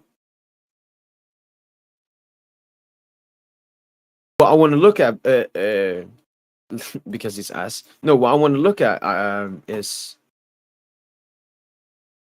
well, we'll do one final thing. I want to look at Vinny in the what season was it?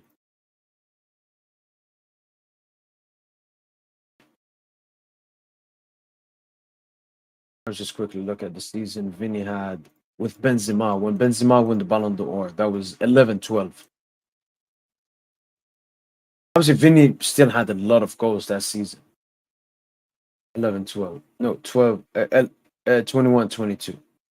We'll compare that season to this season. Let's see Vinny stats. So goals is this season. Non-penalty goals, they're basically the same. Assist, it was that season. Progressive carries, it was that season. Progressive passes, it was that season. Progressive passes received, it was that season. Shot creating actions per 90, it was that season. Goal creating actions per 90, it was that season.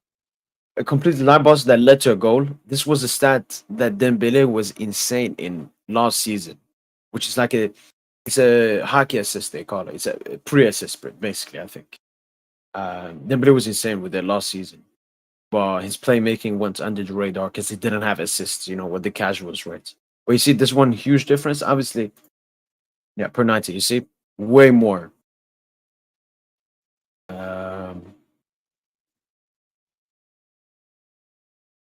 He was a better dribbler that season too. He had more carries, more total distance, more progressive carrying distance, more progressive carries, more carries into the final third. This season he has more carries into the penalty area, more passes received, more progressive passes received.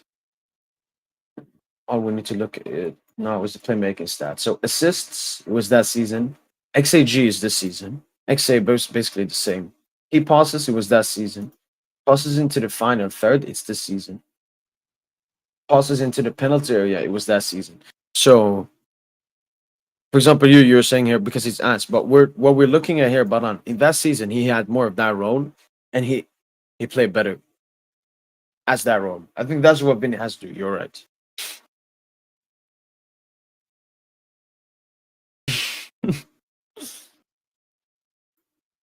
And that's what he should. But I think it's mostly a Vinny thing. I think for Benzema, Baran, he could be selfless. He could be like a secondary man to Benzema. But when Benzema left, Vinny became the main man. And as a main man, you don't want to go back to becoming the secondary man, especially to Mbappe, who he doesn't like.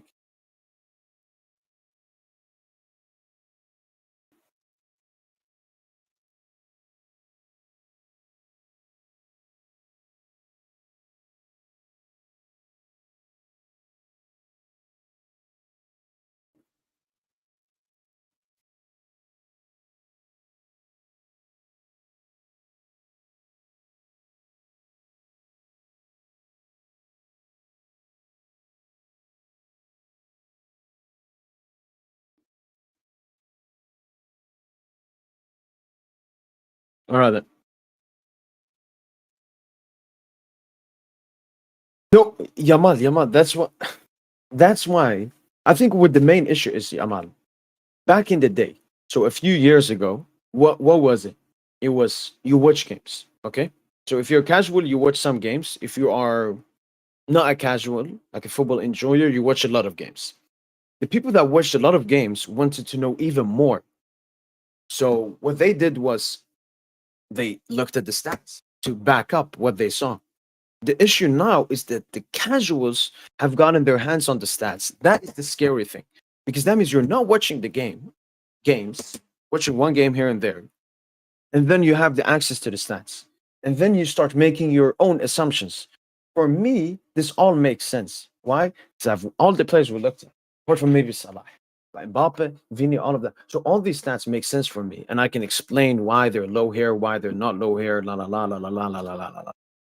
But the biggest issue is that casual have gotten their hands on stats and it just dilutes them because you're supposed to watch the games. If you watch the games, then you can look at the stats. If you only watch 1, 2 games, you should not look at the stats because you wouldn't understand them at all.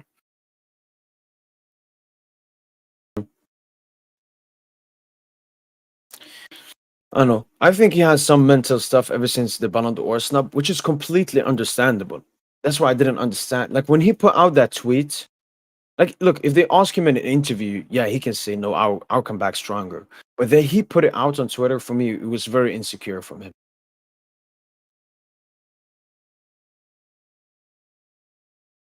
22-23 second place overperformance. 23-24 second place faces generational city side. 24-25 second place injury crisis. Unlucky with refs. Lack of financial backing from the owners.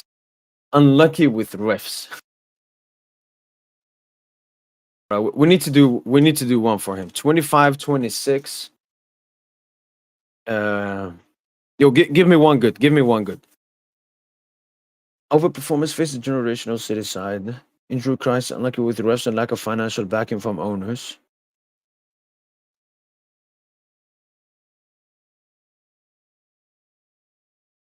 When you guys,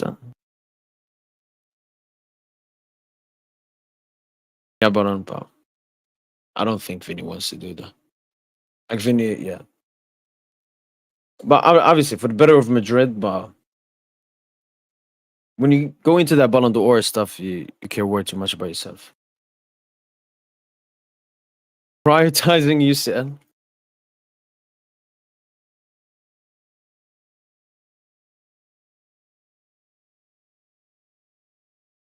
UCL. Prioritizing UCL. He adds more excuses this season. Prioritizing UCL. No, add some stupid ones as well. Pep divorce. Um,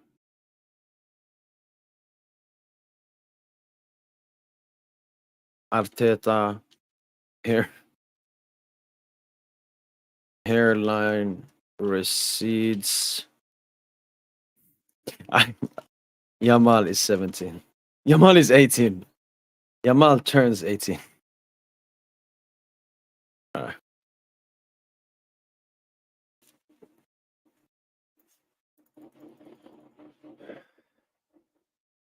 But beautiful Paris Saint Germain family. That's been it. Hopefully, you guys enjoyed this podcast. Obviously, we didn't have that much talk about the game and so on, but we managed to talk about a lot of stuff. A video should come out. Yeah, we'll be back. Uh, edited. Like I said, an Odegaard affair. No. Was sent to sent. I never edit actually, even though I have Twitter Blue and I can do it.